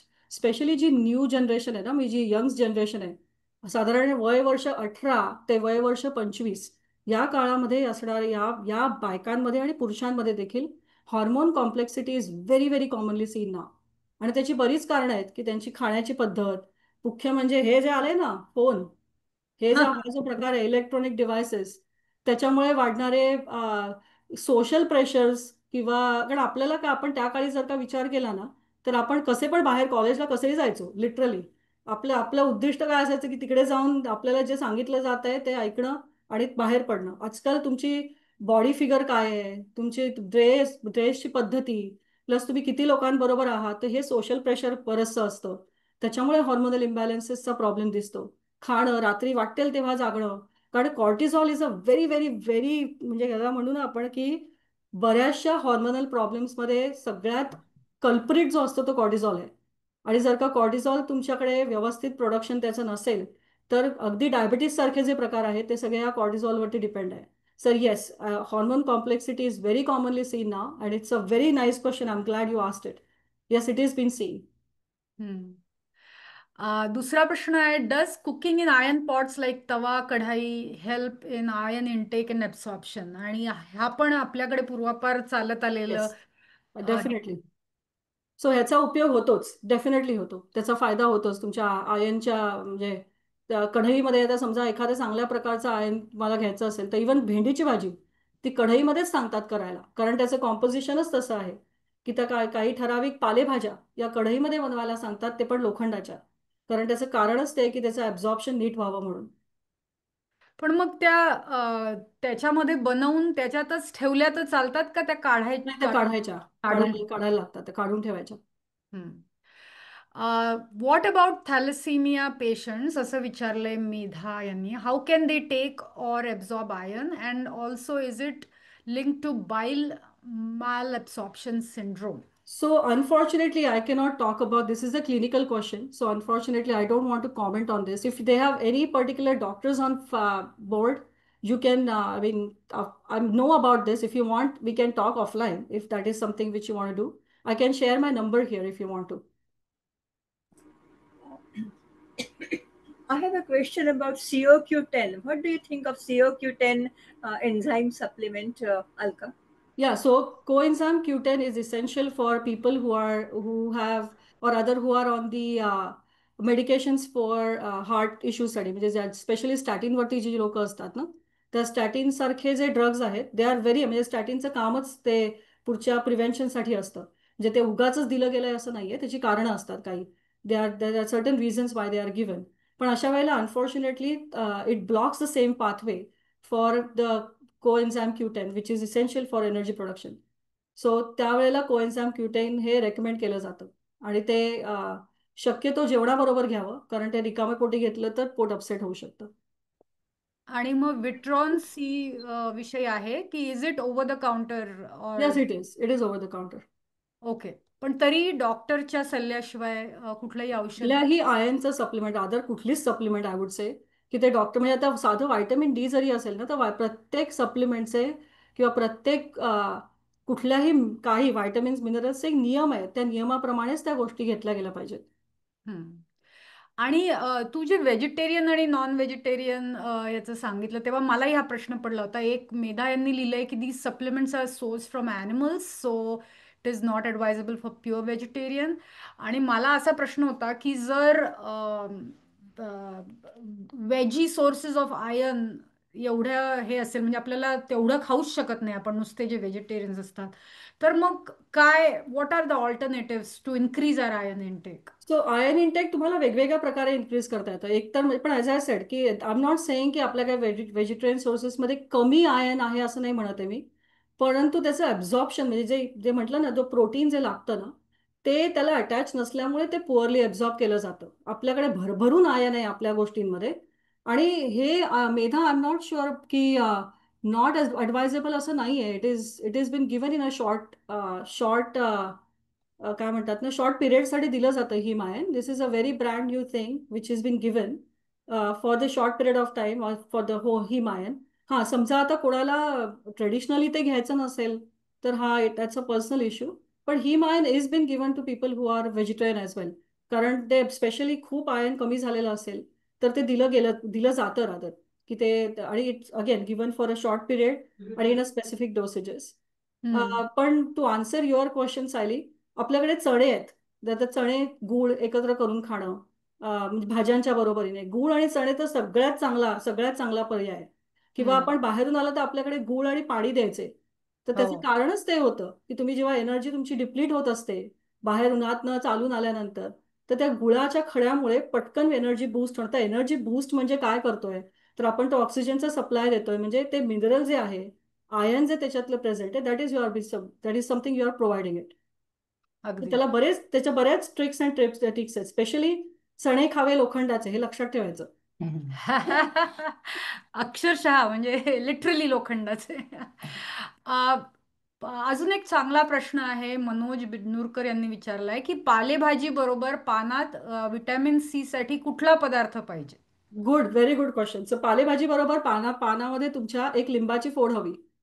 आपल्याकडे पालेभाजी, भाकरी, ठेचा, त्याच्याबरोबर लिंबाची फोड, किंवा बऱ्याच वेळेला आंब्याचं लोणचं, आंब्याची फोड, किंवा साधं बेल पेपर असेल ना आपली, काय म्हणतो, ढोबळी मिरची. भोपळी मिरची, ती भोपळी मिरची कट करून जरी घेतलीत ना तरी पण चालेल. तो दिस आर द, आपण लिंबाची फोड असेल आणि लिंबाची फोड तुम्हाला बाकी कशावर टाकता येत नसेल ना, तर स्पेशली लिंबाची फोड घेऊन तुमच्या पाण्यात टाका. पाण्यामध्ये पिळा आणि ते पाणी प्या. त्याचा पण फरक पडतो. हो.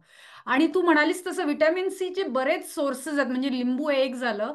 सुप्रियानी विचारलंय, can same properties as lemon be contributed by tamarind or kokum, we see them in cooking too. हा, so tamarind actually that's a tartic acid, म्हणजे त्याच्यामध्ये टार्ट्रिक ऍसिड येते. So there are two different ones. पण त्याचा उपयोग होत नाही असं नाहीये. यू विल बी, कारण आपल्या ट्रेडिशनल कुकिंगमध्ये आता सांबार बनवतात, तर सांबारामध्ये आपण डाळी टाकतो, पण डाळींबरोबर ऑफकोर्स त्याची जर का हिस्ट्री मागे बघितली, तर त्यावेळेला त्यांच्याकडे ते नव्हतं म्हणून ते चिंच टाकली गेली त्या संभाजी हम्म. राजांच्या त्या अच्छा. काळामध्ये.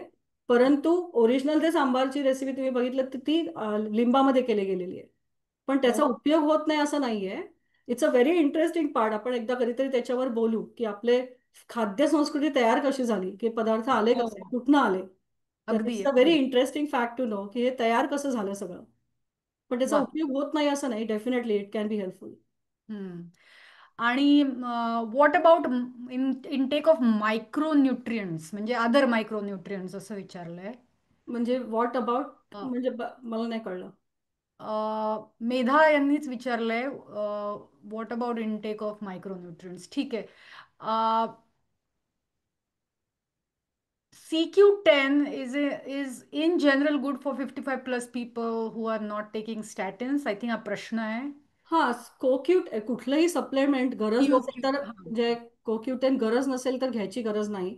परंतु if you are prone to the heart diseases किंवा काही प्रॉब्लेम असेल, तर छोट्या प्रमाणामध्ये, म्हणजे अगदी सिम्पल डोस ऑफ 50 मिलीग्रॅम्स वगैरे असं तुम्ही, किंवा 25 मिलीग्रॅम्स, 20 मिलीग्रॅम्स. बऱ्याच वेळेला ओमेगा 3 आणि क्यूक्यूटेन एकत्र मिळतात. So that combination is also good. Omega 3च्या बरोबर असं 20-25 मिलीग्रॅम मध्ये ते कोक्यूटेन असतं. So that's not a bad thing to do. हम्म. आणि तू बघशीलच चॅटमध्ये सगळ्यांना सेशन खूप आवडलेलं आहे आणि खूप चांगल्या चांगल्या कॉमेंट्स आलेले आहेत. एक लास्ट प्रश्न हा घेऊ आपण आणि मग आपल्याला पुढच्या सेशनचं अनाउन्समेंट करायची आहे. How effective is slow FE F E, असा प्रश्न या, होता. Very good again. So slow F Icha अर्थ होतो की कुठलेही, आणि आता हे स्लो एफ ई म्हणजे काय, तर डिलेड रिलीज. कुठलंही जे आयन असतं किंवा कुठलाही जो, बऱ्याचसे तुम्ही आता बघत असाल तर ओमोप्रोझॉल, लॅन्सोप्रोझॉल किंवा बरेचसे मेडिकेशन ते डिलेड रिलीज असतात. इवन मेटफॉर्मिन सारखी गोष्ट. तर डिलेड रिलीजचा अर्थ असा होतो की ते जे ऍक्च्युअल तुमचं जे ड्रग आहे, त्याच्यावरचं जे कोटिंग असतं, ते अशा प्रकारे तयार केलेलं असतं की त्याच्यातनं येणारा जो आतलं जे केमिकल असतं ते स्लोली रिलीज होतं. तर slow Fe is been given for particular condition, ज्यांना काही स्टमकचे इश्यूज आहेत किंवा ज्यांना काही हेल्थ प्रॉब्लेम्स, ठराविक हेल्थ प्रॉब्लेम्स आहेत, त्याच्यामध्ये ते slow Fe is recommended by your doctors office. So that is again a personal recommendation. आणि ते तुमच्या स्पेसिफिक इव्हॅल्युएशन मधनं स्लो एफी दिलं जातं आणि it is helpful for certain things. अच्छा. आणि मेधा यांनी क्लॅरिफिकेशन दिलंय की micronutrients in form of sprouts like broccoli, alpha alpha. Oh, absolutely. I'm glad you said that, Medha. I forgot to mention alfalfa. Alfalfa is also a very good source of, thank you again, Medha, for the source of iron. So absolutely, yes. हम्म. Sprouts of broccoli and alfalfa. आ, आपण अजून प्रश्न घेणार आहोत, पण त्याआधी मी पुढच्या वीकचं session announce करते आणि आपल्याला रेकॉर्डिंग थांबवावं लागेल. तर पुढच्या आठवड्यात डॉक्टर बाक्स फ्लॉवर रेमेडीज चैतन्योपचार तज्ज्ञ श्री विनायक परांजपे बोलणार आहेत. मागे ते आपल्या ग्रुपवर आले होते, त्यांनी ॲक्युप्रेशर ॲक्युपंक्चर बद्दल बोलले होते. तर ते फ्लॉवर रेमेडीज बद्दल बोलणार आहे, which is a type of medicine close to homeopathy. And he will talk about how to relieve mental stress and its usage वगैरे. तर ते पुढच्या आठवड्याचं सेशन असणार आहे. आणि आज ही सगळी माहिती दिल्याबद्दल अलका खूप खूप धन्यवाद. Thank you very much. Thank you so much. Thanks a lot.